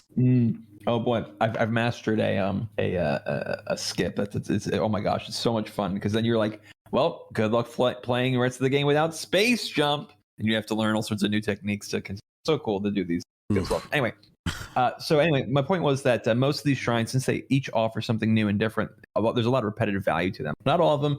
There were some that, like the lever puzzles, were finding the levers, and now just hitting levers isn't exactly thrilling. Yeah. But most of them are still great. There's just a lot of fun. It was a good design decision that did them buckets of favors. The nice thing is that the loot is roughly about the same type of loot that you'll get regardless of which one you go to. So if you find one that you're good at or have memorized and you can execute it quickly, or some of them are just easier to do than others because you're more comfortable with those. It's nice to be able to be like, hey, I happen to be in this area. This shrine's super easy and there's no one around. It's a quick way to get some treasure without necessarily having to like slog through one of the ones where you have to go and, kill a bunch of sharks or memorize where all the levers are in what sequence and swim around and get attacked by sirens. Like there's simple ones where it's just run around, light a bunch of lanterns, hop around on a bunch of bowsprits, things like that, where it's up to the person to find the ones that they're comfortable with, that they can do, where they say, hey, it's an opportunity for me to get more treasure because I just happen to be right here doing it anyway. Yeah. I think the environments themselves are a reason just to go into them. They're so different from what we usually experience that's nice just to be in the environment, to hear the atmospheric music, which is amazing. The sound design is awesome. Rare always, I can't believe how consistently they've knocked it out of the park with sound design. Not just music, which is great here, the ambient music. Just the other day, I was appreciating hearing cannon fire in the distance. They keep that, they've consistently kept that up with this update as well. I wish they released the songs and sound bites separately so we can hear them. There's like little riffs they do when they release a new ship set that I wish they would release. I really want to hear the Mutinous Fist one. I liked it, and I wish I could just have this. But even just the sound bites of the statues going, oh, be able to play it and mess around with it in editor. Yeah, so release those Rare. They, I don't know why, but for some reason they have mastered the water and the discoverability of fun in Sea of Thieves, like the adventurous nature of Sea of Thieves, and the sound design caters so much to that for whatever reason, every time they introduce new sounds to the game, I feel like I can usually 100% of the time trust them. So whoever's designing the sounds and then whoever's coding those into the game, stellar job. You're knocking it out of the park. I feel comfortable anytime there's a sound in the game that I can trust what that sound means, that it's distinct enough from others, and that I can understand the context of that sound. And that says a lot about how you try and build up some of the things. I think the one time I think I've been slipped up is the Levers shrine that we've gone to, where it's really tough to pinpoint where the rock slabs are moving once you've completed one set of the levers. Yes. That's the only time I've been ever like tried to pinpoint audibly where something's going on, and I can't quite get it. And I don't know if that's necessarily on the game or on me or a little bit of both, but outside of that, they're great. There is a lever in the Shrine of the Coral Tomb that I just don't know what it does. I've done it like 4 times, and I don't know what that lever does. When you enter, you can go to the left tunnel or right tunnel. Take the left tunnel. On the left floor, after a little bit, will be a little stone lever. No clue what it does. I would love if that lever is just a lever where they're just like, spawn the Kraken, and somewhere someone's like, oh my Holy God, crap. what the hell? Amazing. No one would ever know because it would be such a weird connection. But Rare's just like, hey, you know what? Wouldn't it be funny if we put a trigger in the game where if someone flips this lever, someone else on the server gets Kraken? They were like, God, that would be great. No one would ever figure it out, but God, that would be great. Let's do it. And they did it, and no one, now is the first time anyone's even broaching the concept of that. I would love that. Do that, Rare. I like how the environments inside are often tailored to the region, like the ones in the ancient islands have all ancient architecture, things like this. Really love that. Shipwreck and the one with Duke's journals in it next to Shipwreck Bay, like such a cool little treat just to be like, hey, this is where a ship battle happened. You're right next to the island called Shipwreck Bay, and you're going to be diving through shipwrecks to get through this shrine. Really cool. The new mermaids look nice. They might be the same model. Damned, I'm not sure, but the purple smoke that comes out is a really nice effect. Yeah, I think they might be different, but I haven't paid as close attention. What are your top 3 favorite shrines? Oh God, I would have to say Shrine of Ancient Tears for sure. God, you're putting me on the spot now. I'm trying to remember what the names are and what they are, because I've done them enough times to know what to do, but I haven't done them to the point where I've memorized what they're actually called. While you're thinking, why don't I give mine? Okay. I agree with you. Shrine of Ancient Tears, that's number 1 for those of you who don't have it memorized as well. That's the one where you have to step on a bunch of switches and open up areas in the shrine. Yeah, it's got the big pool in the middle. Absolutely love that one. God, that's such a cool one. Ocean's Fortune. It's with all the ship, the figureheads, and it's a bunch of platforming masts and stuff. I like that one. And the Shrine of Tribute, which is the flooded ancient one. I like a lot of those. Are my top 3. I think it's such just swimming and having that water ambience for that's an exaggeration, but for the whole time you're in there is really cool. Yeah, I'm with you on the Shrine of Tributes. I think that one's a really nice one as well too. I'm trying to think of some of the other ones because there's let's see. No, that's the Siren Citadel, not the Wondering, the one with the switches. See, I wasn't really a big fan of the switches one. I'm trying to think of, I don't like the tomb one as much because again, the slabs and the levers and stuff. So I think I'm kind of with you. Well, you know what? I'm going to go with the flooded embrace. And the reason for it is because they have galleon shipwrecks in there with working doors, and I so want the galleons to have working doors. That's why. A delightful reason for that to be your favorite. I love that so much. Yeah, good. Overall really do like them, but I do have to agree that the ones that you listed are probably the coolest designed ones, because I think they best replicate the fun aspects of the different tall tales. I think it really capitalizes on that. And if we get an opportunity to see new things in the world that are tailored to these type of experiences, I really hope that they look at the ones that we talked about as kind of foundations for what to build off of. You know, we asked for them to expand the map downwards, and they did. Yeah, I'm really happy with it. These guys are great contributions. I'll jump down and know that I'll get a bunch of treasure and have a little bit of fun doing it. You know, sometimes as much fun as digging X marks a spot can be, I find these just to be a little more fun way of getting treasure. And there's a little bit of fun anxiety with it. You have to abandon your ship.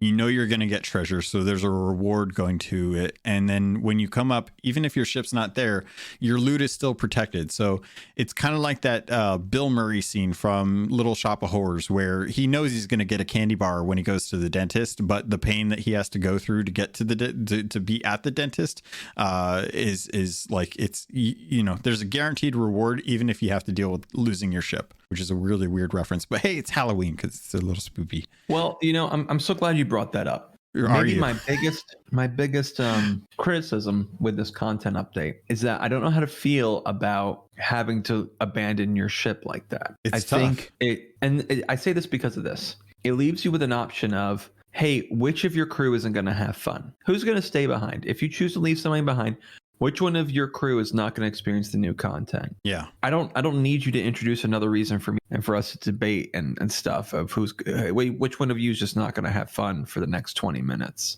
I mean, I don't think that's a healthy game design. It depends. I understand risk versus reward is a great game design, but if you're going to mitigate the risk by having somebody bored out of their mind, that's just really lame. And so I just don't like it. It's not a perfect it's not a perfect analogy or rebuttal, but I did kind of think about this in the sense that if you are going out with your friends to say like a bar, there's always someone who has to not drink. Unless you hire like a taxi, and there's a risk with hiring a taxi because there may, or an Uber or something, because you're never going to, you may have to wait, or it may cost a lot compared to taking your own vehicle and just having someone be the designated driver. And while I do admit that the designated driver at least gets to go into the bar to experience some of the fun, even if they're not going to be, drinking any kind of liquor or anything, they will still get to be in the atmosphere. So, having someone on the ship, you're effectively assigning someone the designated driver title. Like, they have to be the one that's responsible. They won't necessarily get to go down and have the fun of going into the shrine or the treasury, but they're doing the responsible thing. And while that's not always fun, there's a reason why it's important. And it's because you're trying to make sure that the people that you're with are having a good time without putting too much risk involved. And that's tough when you apply that to a video game and entertainment franchise where you are trying to have a sense of escapism to be able to enjoy the time that you're putting into it. So I do agree that it is a big ask for you to take someone and set them aside and say, hey, you're supposed to be enjoying yourself right now, but you can't because we need someone to watch for another ship. at the same time, if you're going to do this, you have to be, this is the risk involved. You either have a couple drinks and you wait it out and you have some water, and then you feel like you're still good to go, and the risk is still there, but it's not as risky because you've learned how to do the shrine quickly, and you're not going to be away from your ship as much.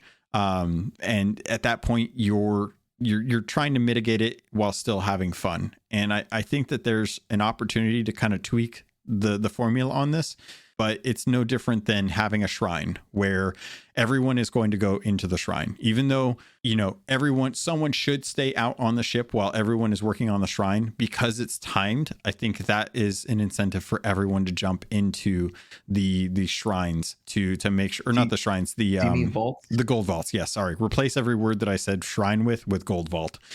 Because those are timed, everyone feels like they have to get in there to make sure that everyone's working on getting all the gold and treasure out. With the shrines, there's no timer. It's at your leisure. So because because there's no time limit, you feel like you can actually supplant one of the people that are going down as a lookout so that it's safer for you to abandon your ship. But essentially you're abandoning your ship at an island when you go do a gold vault, and no one seemed concerned about that. You're right. That was a bad analogy. Yeah. Well, the gold vault's 3 minutes or however the heck long. Whenever you do tunnel vision, you cut out a little bit say, there. hey, somebody get back to the ship, or somebody climb the top down and take a look, or it's only 3 minutes inside the vault, which is different than 15 minutes down in the treasury and it taking 5 minutes of swimming to get back if you decide to go back for a quick look around. I think it's bad game design. Anyone who looks at a designated driver and says, ooh, let me make a game around that, shouldn't be a game developer. That's fair. Again, I knew it wasn't a perfect analogy, but it's the closest thing I could come up with is something that I used to do. I didn't always get to go have fun and drink with my friends, but I was at least doing the responsible thing, which not always the case. On the same vein of criticizing Rare, a quick small thing. I think the treasurer of Sunken Kingdom should show commendation.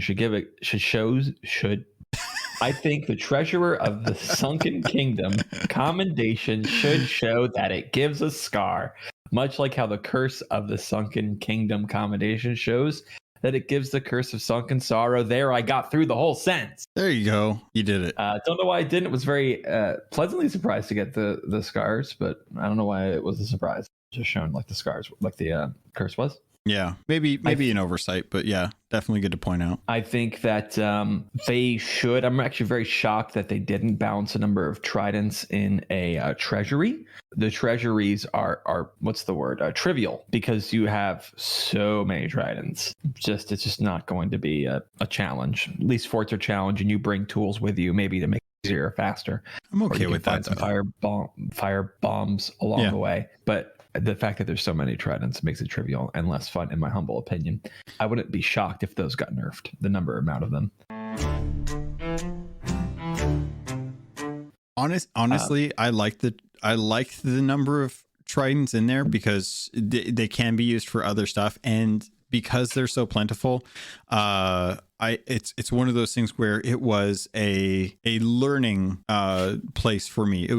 I learned how to use tridents effectively thanks to the treasuries, and because of that, I would much rather have that in for people who are new to the game or haven't had much time to really play around with those, to really have a little training area for how to play with tridents. That's fair. I also think it's a little. I would like for the mermaids to have anti-ship attack. I may have even said that before. They talk on Twitter. They were like, "Oh, why were the shipments? It was the mermaids." And there's so many journals about mermaids attacking ships. And there's like, "Oh, look at all these ships and figureheads in this shrine. It's because the mermaids attack the ships, and they can't attack your ship." Right, if they could. Not my idea. I heard someone else have a really good idea of they could scratch holes in your ship and their arm sticks through the hole and slashes. You got to beat back the arm to board up the hole. If that's the case, I want to be able to use the plank to beat back the hand. Smack it like you were using a baseball bat. Get out of here. And I want to extend a personal thank you here publicly for getting people to call the Breaths of the Sea Listerine bottles. That's what they are. I introduced you to that concept, and I said I wish more than anything for this to spread. I tried to get the in-between to spread for the Sea of the Dam, when you transition those tunnels of the dam that they're called, the in between. I wish it was spread, and nobody cared. Who's this random 6-piece chicken McNobody that's telling me to call things? I don't listen to him. But Listerine bottles, they are Listerine bottles. Everyone should call them Listerine bottles. Spread the word at home. That's the way you got to do it. It's perfect. It's great. Thank you for helping me with that. Oh, no problem. I think it's hilarious. It does remind me of Listerine whenever we look at them. It's just like, yeah. And it makes sense because in my mind, the stuff that's in the bottles was the same stuff that's in the mermaid gems. And the mermaid gems were used by the Siren Queen to turn the warrior into the Siren King. So, what better way to say I love you than fresh breath? So I can't think of anything that will take away your singing voice and your song of the mermaid faster than green. I see why they were cursed. You cut out a little bit, but I got it. No.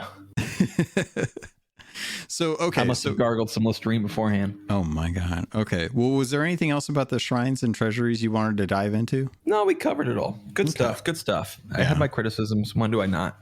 But altogether, very fun. Definitely. What else did you want to jump into? Well, I've been reading the patch notes. How dare you? As they come out, as you do. As one does. When making content. And I'm very delighted to see a lot of these changes. When earning ancient coins, now they show up on your screen. That's great. You've mentioned that before. They did things like just this most recent update won't allow Skeleton Fort or Fort of the Damn Keys or etc. certain things to be put and scurried away into the mermaid statues. Good changes. And there's just so many bug fixes coming out with all of these. It's really, really quite wonderful. If I ever recommend this game to somebody, it inevitably is followed with, but it's a buggy game. I have to say that because it is. It very much is. Yeah. And if they keep coming out with all these not even quality of life, I would love quality of life, but just the bug fixes, all these changes, they're just so healthy for a game. And it really, helps take it up to a AAA level game. Until they really come out, I make jokes about calling it a AA game, but this is really helping to lift it up and add that level of polish that used to make companies like Blizzard so popular back when they were. That's the thing. The difference here is polish and time to polish, and I think that studios should make sure that they are adding that time in with their updates as well. Make sure that you are affording enough content for players to stay interested in the game, but also make sure that you're adding enough time to be able to test the stuff to make sure that this stuff is getting the kinks are getting ironed out. I, like many, have accepted that issues with hit registration during active times on a server are going to be a thing. I just plan my attacks out for that and make sure that I'm prepared. I have blender bombs or something to accept the fact that some of my shots are not going to land. But with things like, you brought it up, the Sunken Mermaid statues, you used to be able to put things like Reaper's chests and Reaper's bounties in them, and they would disappear off the map. It's something I brought up, I think 1 or 2 episodes ago, and it was kind of crazy. It was kind of weird that they would just disappear into this void. And, Rare listened to the feedback or they knew about it and didn't have time to work on it, but they did come back out and they fixed it. So you should no longer be able to use things like that. And as a result, you can now use the key items. I want to say key items, but they're the quest items for like the legendary voyage. You can actually put those in the Sunken Mermaid statues and not just have them disappear now. So it's fixes to the content that they're introducing that I appreciate. And this was a hot fix that came out. We've had the season 4 for a bit now, but they are actively working on making sure that some of the bugs that are introduced with this new content are being put out before the next season. So I like that they're willing to hotfix. A long time ago, they said that they would only hotfix major issues. It feels like they're addressing some of these things that are not explained. And I think that's the worst thing is for someone who doesn't read patch notes, they should never have to worry about sticking a quest item in one of the Sunken Mermaid statues if it gives you the opportunity, and it just have it disappear, have it bug out and not work, and then have them wonder what the heck just happened. What did they do wrong? Because that's the worst, is when they introduce something like this and players feel like they did something wrong when they don't know if the game intended it for that to happen, or if it's working as intended, or if it's just a bug. And that's the worst feeling. So I'm with you. I think these are great changes, or great fixes for the game. I think they need to stay on top of it, and we can definitely look to having some of the quality of life stuff worked in for future seasons, hopefully. Yes. And they have I don't know if this is a philosophy decision or just a communication and just the way it ended up working out, but there are like stealth changes that happen. Those are usually pretty egregious when they're stealth nerfs, like the grade 5 emissary quest for merchants just stealthily out of nowhere got reduced in cash value. Didn't make it a mention of that at all. That was kind of gross in my opinion. Here, one we had here was the tridents you could store into mermaid statues, and it would bug out the statue. So they ended up disabling it without saying anything. And then after this update, it's re-enabled and it works correctly. They never mentioned anything about that. Now, I wish they would be more transparent. You benefit of the doubt says that it just slipped through the cracks, but it could be a design philosophy. Certain things they're just not going to announce. Who knows? It's tough because they've got balanced designers and they've got engineers that are feeding the they've got their Jira stuff that they're working on.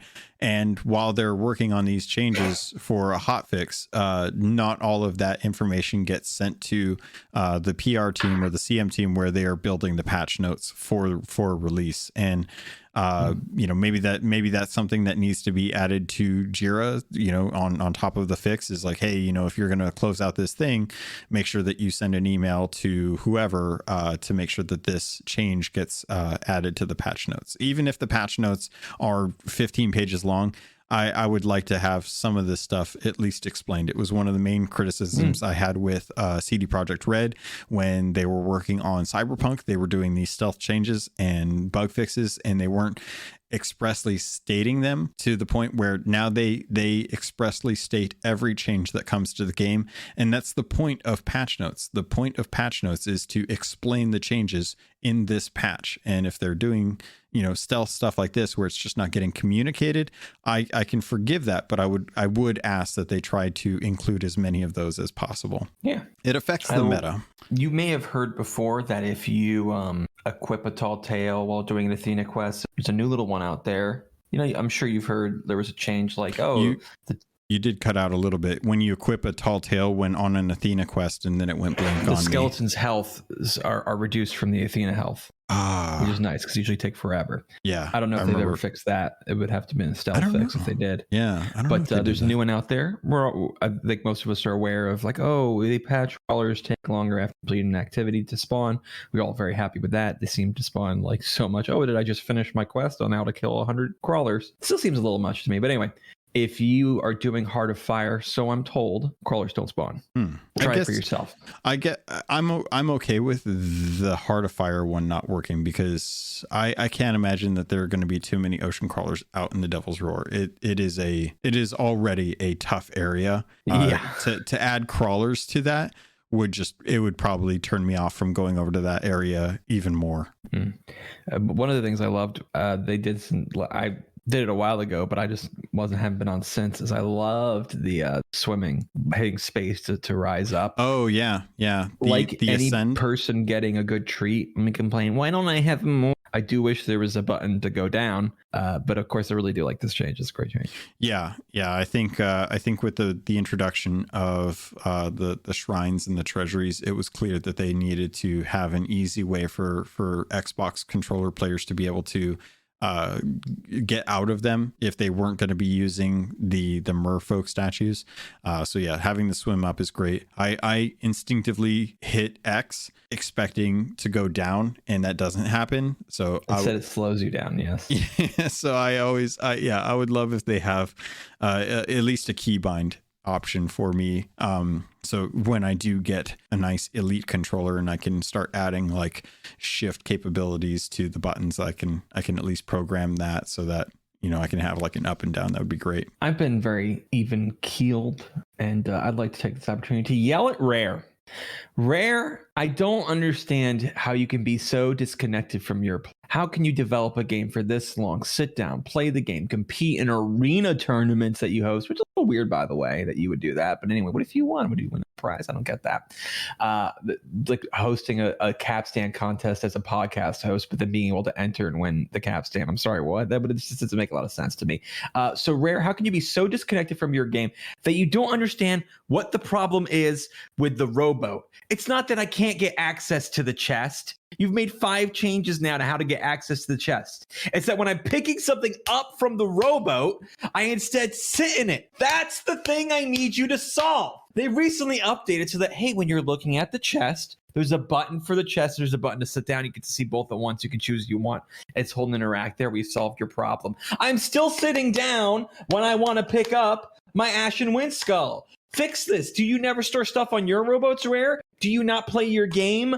Why can't you fix this? It's so simple. Just change the keybind, or I can't. I'm dying. I'm literally figuratively dying. It's the problem with interact. Interact is the key function for us to be able to grab stuff. Just make it a different button. What button? Not the button that I pick up my stuff for. Make it a different button to get right. onto the rowboat. Okay. Let's work this out. We've got hold to sit, and we've got the option for a different button for being able to access the crate in the rowboat. What button on a controller would you use to be able to pick up an item? I'm not cringe. I don't use a controller, so I wouldn't. I've got a keyboard. I'm not asking what you're using. I'm saying on a controller, what button would they want to assign so that you would have a distinct difference between picking something up versus sitting down? I don't know what the controller buttons do, so I wouldn't. But whatever the reload button is, literally any other button that you want to be, is it a reload? Make it reload. Reload is an automatic thing. What are you talking about? You don't have a reload button? No, we don't have a reload button. What does R do? You fire the what? You're right. No, you're right. You're right. R is to open up the crate. You're right. Well, then R. There you go. Okay, so when you're in a rowboat and there's items in it, you have 2 keybinds. It's just something that you're not doing. What would you not do on a roast? I wouldn't hit Q. Probably wouldn't hit Q too often. Open your radial. Maybe X. Maybe just X could be it. On keyboard, it's real freaking easy. Just a different button. That's all. I know. But I'm not talking to the PC gamer. I'm talking to the Xbox player. Well, they don't deserve love or happiness. So I don't know why you're talking to Moving them. on. Ships spawning closer. This was a thing that was in a while ago. Why is this in your notes? Oh, look who's reading off of my notes. I'm skipping over it because I thought we were kind of moving. I've got a little bit of a timing feel for things and thought, we'll just move beyond it. But one of the patch notes had things about ships spawn a little bit closer to the dock.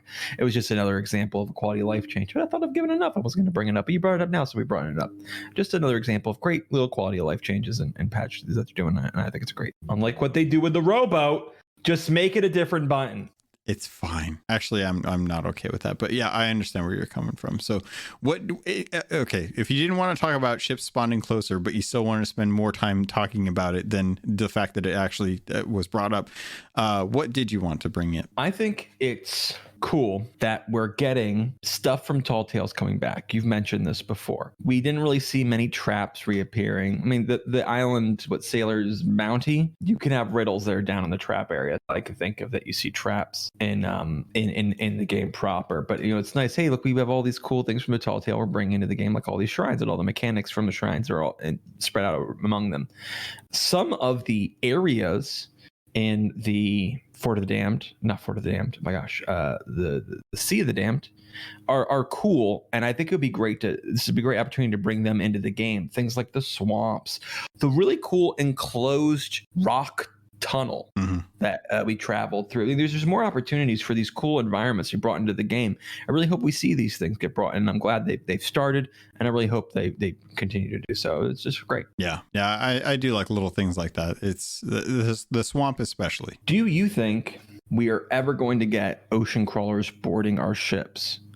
Did they promise it? Did we mishear them? Have they changed their minds? What do you feel about that? The problem is that they are taking aspects of the Tall Tale and presenting them as introductions for a mechanic. And I don't think that we're going to get them outside of Tall Tale's boarding, which as I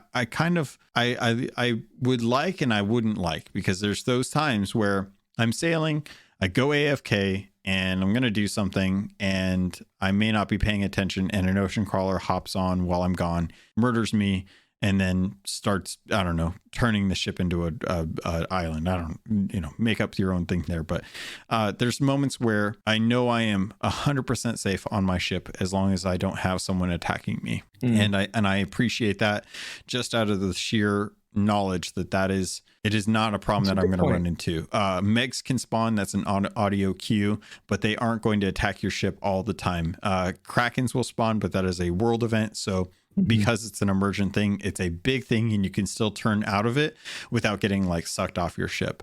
Who has an experience? I've got to go get a drink real quick or do something real quick. I jump on my ship because skeletons are going to spawn and kill me. Yeah, I think maybe you'd have a limitation, I would say, if you're on shore of it, they don't spawn, only when you're in opens. But I understand that. That's a good point. Yeah. Well, man, I guess the last thing I really want to talk about would be the top 10 things Caleb would like to see come to I do this every episode. It's a great delight of mine. So I'd like to hit you real quick with number 10. If you've ever played Breath of the Wild, there's a really cool thing that happens some nights where a shooting star falls from the sky. And the other game, I had a glitch where a ship was just flying up in the air, then going back down to the ground, flying up into the air and going down back into the ground. It's a visual glitch. It looked very strange, but I thought it made me think, wouldn't it be so cool is if you just saw a shooting star come and slam into the ground, and much like Breath of the Wild, something was there that you could collect at the end. That'd be a cool new collectible, tracking it down. Maybe that's where the Reaper chests come from, instead of just random shipwrecks. You see them get launched and dropped in.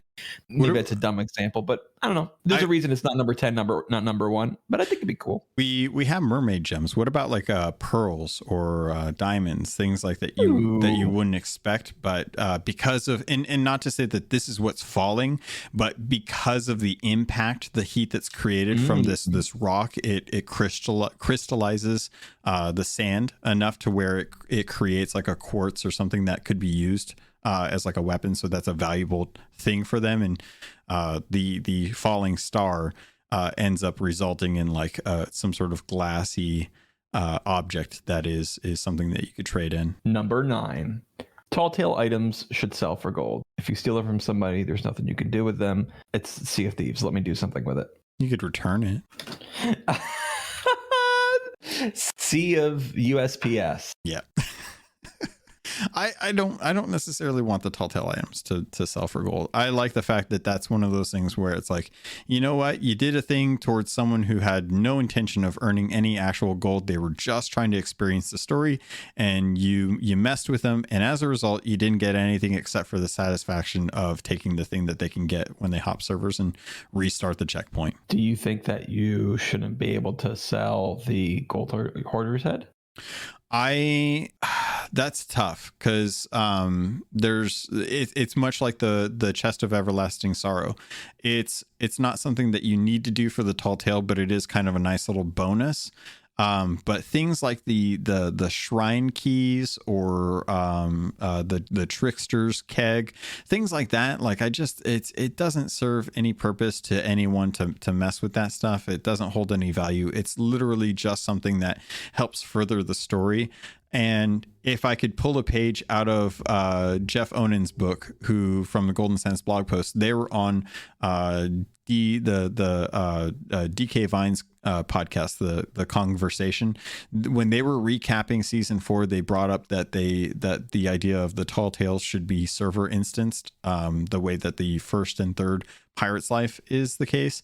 I think that I like that idea. I would like to see that idea talked about a little bit more, because I think that if people want to go in and they want to experience the story, they want to experience the lore, just let them do that for frick's sake. Just let them, for anyone that's trying to just have an experience that they can share with someone who doesn't necessarily play the game, it'd be great if they didn't have to worry about someone coming over and being a jerk. and them not even getting anything out of it. Like, it decentivizing people messing with story driven content, for me at least gives a sense of like, oh, they're on a tall tale, let's go find someone that has something that's actually valuable and leave that person to do their own thing, because they're not trying to earn gold. You can steal from someone who's trying to earn gold, but they're just trying to experience story. I think you're a very unique pirate who determines what an enemy ship is doing before sinking them. I don't normally board somebody, see if they have a tall tale down before sinking them.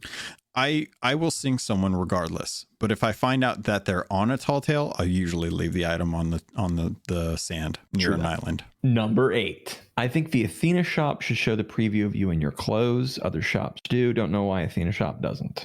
Yeah, that's something that I think has been overlooked. Number 7. I would love the ability to transfer large quantities from one storage location to another. This probably only bothers people who have been on the seas for a long time, accrued a lot of supplies, but being able to like, oh, I got to, so when you say, hey, you organize the crates, that's a job as much as manage all the sales or any other thing on the ship. It's its own job. Yeah. I'm with you. I know that this is feedback that they've heard. I've heard that they want to see about trying to implement a system like this, but I don't know the engineering behind it, and I'm not sure that who talked about it understood the engineering behind it either. So it's something that they're aware of, but at the same time, a couple of years ago, they said that they thought that they could implement a system that allowed you to procedurally switch from one ship type to another ship type without having to leave the server, and that still hasn't gotten brought into the game. So that might just be a big engineering issue that they just, designers want and say that should be possible, and then engineers come back and say that's not possible. So that may be the case. And as I think maybe you mentioned this or not, forgive me if it was, now that they're done with Pirate's Life, they have all this stuff that you can get to, whereas before they really had to focus on the Pirate's Life, even if they wanted to do something or even knew how to do something. Well, the hours build had to be going towards the Pirate's Life. Yeah, we don't see, that's the trouble, is we don't know what they're working on. So we don't know, oh, well, now that you're done with the Pirate's Life, now you can finally get to fixing hit registration. It's like, well, what are they working on now? Obviously, they're not sitting there thinking like, all right, good. Job done. We completed the game. No need to bring any further content to the. So we don't know what they're doing, but whatever they're working on, I'm sure we'll probably like it. I think we would just like it if some of the stupid things that we come up with, or at least addressed, whether they can or can't do it, or it's just not in the cards right now. I think that's the main thing. Number 6. Except for bosses, I think enemies should be harpooned onto your ship when you harpoon them. I want to harpoon a skelly keg onto my ship and then go jump off the ship and let my unsuspecting allies discover their new friend. I think that would be hilarious. Yes, it would be great. But I also like being able to kill chickens with harpoons. And oh yeah, boy, can we really give that up? Yeah, I don't know if we can give that up, man. Imagine harpooning animals onto your ship, and you got pigs and chickens hopping about. Here's the thing. There is an island that I loathe, Crooked Mass.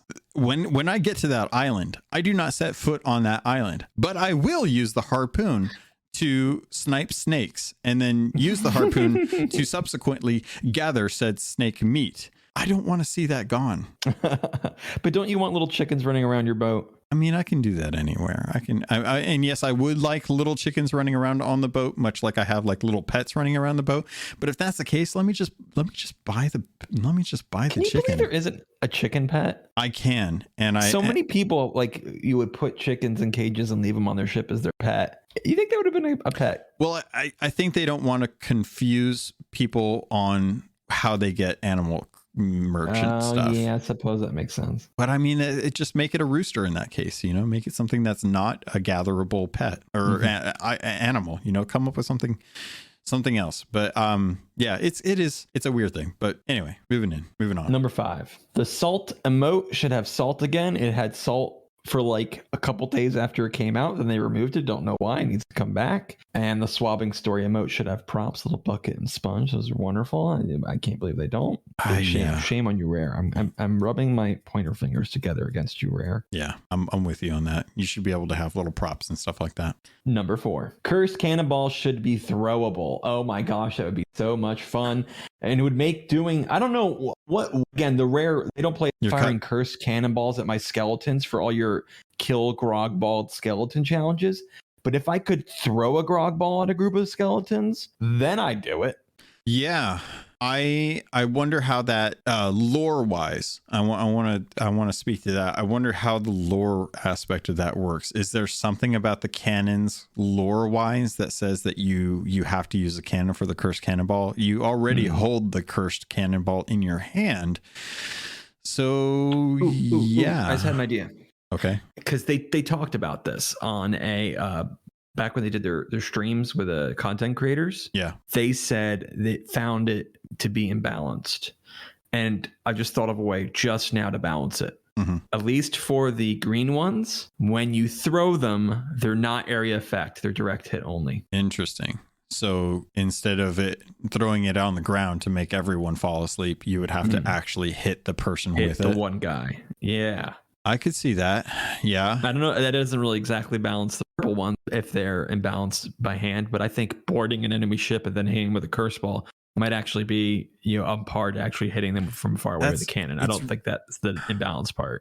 That's really tough because I can see the play. I can 100% see you shooting out and missing the board, but having an anchor ball and tossing the anchor ball and throwing it. Like I can totally see how that would be really, really cool.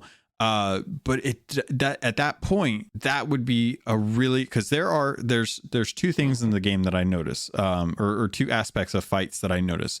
I can tell when there's some Call of Duty players playing Sea of Thieves because they do not know how to sail. They know how to board and they know how to shoot, but they cannot sail for pittance. And I can sail circles around them, and I absolutely love having that traversal, that knowledge of how to be a good navalman. And they, as long as I don't let them on my ship, I'm solid. But giving them the opportunity to do that without any effort from the ship really does kind of irk me. Well, maybe much like the single target, maybe you have to hit are you hitting with a barrel ball? Then you've got to hit a barrel when you throw it. You want to hit him with an anchor ball, then you've got to hit the capstan. But if you have to hit him with the capstan and a cursed cannonball, you'd have to have line of sight of that. You'd get really, really lucky. At which point it gives you the advantage of being, I boarded the ship. I can't instantly anchor you, but I can throw this from a distance and maybe hit the capstan, or I can hit your sails and make your sail go up, or I can hit your wheel and lock your wheel. I think maybe that's the way to balance it. I think the easiest answer is just go hit the anchor. Having players be able to hit the anchor regardless of what crew they're on. If you can see the anchor, you should be good enough to get to the anchor. That is part of the balance, is being able to get to the anchor and drop that. And that is an actual tactical thing. If you remove that tactic by affording players an opportunity. But that's like saying, boy, you've got to board me and hit my anchor, stop me. But no, I have an anchor ball, and if I had the RNG and took time to scavenge and got an anchor ball, it's an advantage I've earned for myself. I think that's a bigger debate for another time. Well, send your tweets, send your emails, talk on the Discord. Should cursed cannonballs be throwable? If so, do they need to be balanced? Don't forget to dab on the gamers. Number 3, Kraken. We've mentioned before it should be able to wrap the mast. I think the Kraken needs to be more challenging, especially on a brig and a sloop, and especially because it's so less frequent now. Kraken needs another pass, make him harder, give him more attacks. We need a Kraken update. Yeah, Crackency. Where's the Crackency update? Crackency. Get out of here with that. Yeah, I agree with taking another look at Krakens. I think they're a great environmental thing. I think that they're sorely missed by most people that didn't get to do them. And I think they even went through and did a pass on the loot, so the loot doesn't. Maybe this was something else. I can't remember if they do anything where they changed how the loot works, because I know we had talked about. I remember talking about having the loot all spawn in one location, but I can't remember if that was like just a fever dream that I had or if they actually did that. But yeah, needless to say, I would love to have the Kraken be an impactful fight once again. It was the star of the Sea of Thieves before the Hungering one. And ever since, it's always played second banana to other events in the Sea of Thieves. It's never been as fun as it was when it was the only thing that could spawn in the seas. Number 2. Voyages should scale past 50. What's the point of reaching rank 75, especially when it's so hard to do if my voyages aren't scaling? If that's the case, then yeah, they're going to have to do another pass on what type of treasure is out there and offer better rewards for that as well. I mean, some of it's clear. Like level 50, I can still dig up a Marauder's chest. Like, oh, if you're level 75, well, then they're definitely all captive. I mean, yeah, it's just 2 in the RNG. Yeah, I could see that. It'd take some work, but yeah, I wouldn't be opposed. Number 1. I want more wildlife on both land and sea. Wouldn't you like to see jellyfish and sea turtles? I'm not even concerned about them being like hunters qualified. I don't need to be huntable, killable. Just populate the land and the ocean a little bit more. Look, if you want this, go watch Finding Nemo. This is Sea of Thieves, all right? You don't want your little jellyfish and little baby sea turtles walking around? Almost touched a jellyfish. Kid you not. I used to, I was down in Texas. I was out at, I can't even remember what the island is called, but I was out at one of the islands. I was walking around. I saw this weird little plastic bag stuck in the sand, and I went to grab it, and my grandmother screamed bloody murder and was like, don't touch that. And when I found out that it was a jellyfish, I was like, oh, why are these things in the world? Why did we make these things? So no, I don't want jellyfish. I'm sure they're just the other day. I lived near the shore. Just the other day, tons of little jellyfish. They're super innocent. They're just little fishes. That's all. I mean, like, yeah, I'm not gonna touch a man of war. I once got stung by a man of war or a similar jellyfish, and it was excruciating. Sure, those are bonkers monsters of cosmic horror type proportions. But the little white jellyfish, they're cute. They're adorable little jellies. They're great. All right. Well, you don't want the ocean to be a little bit more than just empty occasional shark and siren. I do, but at the same time, this was something that was brought up. You don't want to dig up and be like, oh, look, little baby sea turtle eggs. Look at them going to the shore. I ain't got time for that. I'm trying to get treasure. Think about the gold per minute. You're right. Oh man. No, this has always been something I think a lot of the community is. We've wanted like porpoises, swimming at the front of our ship as we're sailing full billow into the wind. Dude, imagine like whales. You get scared when a kraken roars up. When a kraken roars up, what? Yes, when a megalodon comes up out of the water, you're like, oh, wouldn't it be cool if just every once in a while a whale breached? That'd be awesome. Oh yeah. I would love to have stuff like that. I would love to see, I can't think of what they're called. Flocks? No. What are the dolphins called? Murders? A school? Is it school? Yeah, I can't remember. School. It doesn't matter. Up right now. Group of dolphins. What are they called? They're something. What did you find out? But yeah, I would love to have pods. Pods. We're doing a pod. We're doing a dolphin cast right now. Aren't we all just dolphins swimming through surfing through the internet waves? Yes. Yeah. When you think about it. You're listening to the dolphin cast right now. There's actually a secret high frequency pitch you're not hearing, and only the dolphins are getting all extra content. Yeah. God, how horrible would that? It's like playing the record backwards to get the secret satanic message, except it's for dolphins and it's a message like, please get out of here while you can, swim away. No. So what if the message that the dolphins are hearing is you're cutting out again. Your noise gate is killing me this episode. Oh no. Well, we'll have to work on that in the future. It was a good joke, and I guess you'll never get to hear how great this joke was. Hey, let me say, guys, I'm pretty darn certain that this is maybe the worst episode I've ever done, and I feel really bad about it. I'm trying to think of the cause why I'm not being a good entertainer today. Probably I didn't get probably because I didn't sleep well, because my cat was like, oh, did you get 4 hours of sleep? Let me scream loudly and make sure that you come and give me attention. And when you finally get up to give me attention, I'm gonna walk away and be completely disinterested in you. I don't know what that was about, but I feel bad. This is our anniversary. We're like a day away or something from the first time I came on the show. I have such positive memories. Every time I have such joyous time here on the show, and I feel really bad that I didn't come forward and present today. And I apologize to you and your listeners. I hope you get some entertainment value out of it. I'm gonna tell you, I'm gonna do better next time. And I love you all so much. I expect, I accept your apology. I think it's great that you wanted to do your best on this anniversary of you emailing me and me actually checking my spam filters for once, and talking to friends to try and vouch for this rando who wanted to be on a show. Because it's changed my life. I'm not gonna lie. You coming onto the show and coming into my life has been a huge blast. I'm 100% down with you having little sea turtles and stuff around the Sea of Thieves. I think it'd be great. I think everyone would love to have a little sea turtle baby pet that they could keep, or a little goldfish in a jar on the captain's, and on the captain's table. Yes. Goofy little stuff like that, I think would be amazing for the game. But it all comes down to performance and size of the game files and stuff like that. How do they implement it when they're trying to do bigger, more theatrical type of content drops for us. So Logan, who hurt you that your emotional your ability to be positive emotionally is so hindered that you had to quickly get back to but the patch notes? Caleb, you changed my life. But I really think that maybe the technical limitations, my life wouldn't be the same without you, is a difficult thing for them. Reality is a cruel mistress that I happen to frequent far too often. Well, thank you for your positive words. I'll do better next time, guys. And and I love being on your show, and thank you so much for having me on. Well, is that it for the top 10? Yeah, that was we hit all of them. That was a pretty good top 10. I'm not going to lie.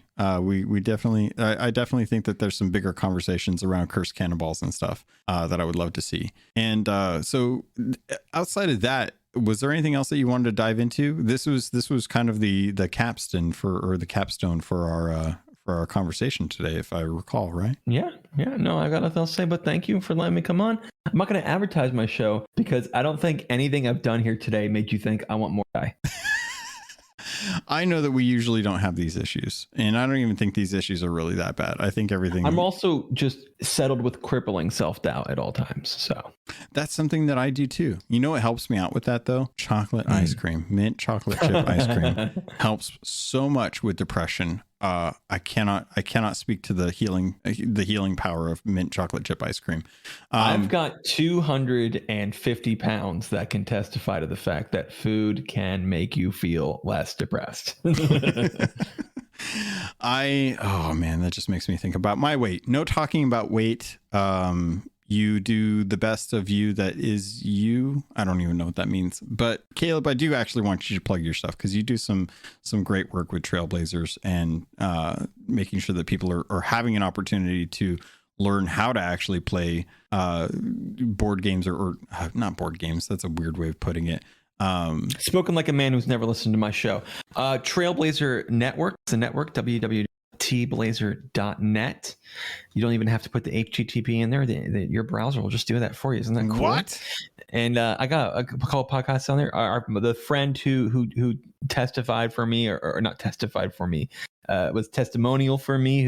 When I first introduced myself to you, his show is preserved on my network. That is Tales from the Lich. Trailblazer Academy teaches you how to play tabletop role-playing games, mostly Pathfinder, but there's a lot of tips out there for any game that you'd play. And Trailblazers is an actual play blended with like an audio drama. So it's kind of like listening to a weekly show, but you know that the players there are creating the content along with the creator of the show. A lot of fun to listen to. I'd recommend you start with season 2. Thank you so much for having me on the show. What a wonderful anniversary. And much love to you and all your listeners. I hate you sometimes. I really do. Well, I hate myself all the time. So you're a scrub. No, I kid. Thank you so much for joining. I will have the links for your content in the show notes if people want to listen to that. If you want to get a hold of me, there's always ways to do it. Just head over to the show notes to find out how you can email the show. If you've got stories about Sea of Thieves, maybe you have some love for the content that you want to share. If you want to do so, feel free to reach out to me either on Twitter or through email or through the Discord. We are creeping up pretty quickly on the Gold Hoarder episode that is coming up at the end of the month for Gold Hoarder patrons who are signed up for the captain tier. If you want to be on the show, just head to the show notes, look for ways to support through Patreon, and you can actually get a spot just like Caleb, but he gets it for free some reason. I don't understand how that works, but he gets to be on for free. Everyone else has to be a patron, and looking forward to hearing their thoughts on this because it's the best season so far. Other than that, Pirates, that's going to do it for this episode. Thank you for listening. I love you, and I look forward to sailing with you on the Sea of Thieves.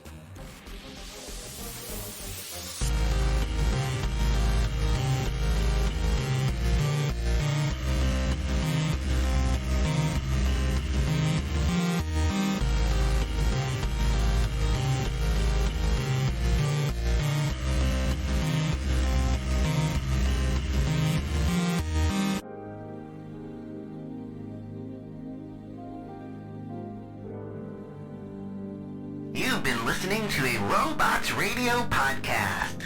Smart shows for interesting people. Check out all the shows at robotsradio.net. In a world where solid-state electronics and vacuum tubes are still meta, people never stop loving atomic-powered everything. A chosen 500 stepped inside a subterranean vault to be spared the nuclear horror of the inevitable Great War. 25 years later, they emerge after the fallout settles to retake Appalachia. Among them, two former rivals whose blood feud will tear West Virginia apart in their epic struggle for survival. Chad, a vault bro who has a strength of 15, an intelligence of 2, and is a complete wasteland dickhead.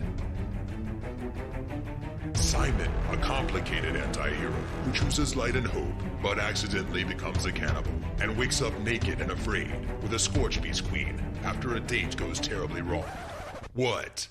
I mean, it's a wild wasteland, right? This dark humor radio drama will have you driving off the road and crawling out from under the fallout. 2 men,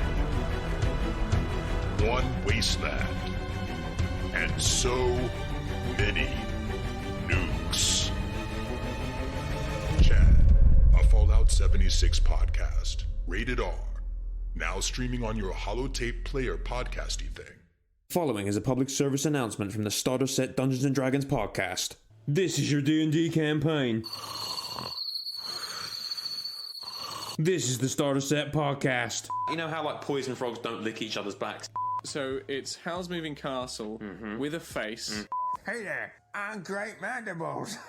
Because one of the party speaks abyssal. You're all going to die. And then adventure falls into your lap. Plop. This is your D&D campaign after listening to the Starter Set podcast.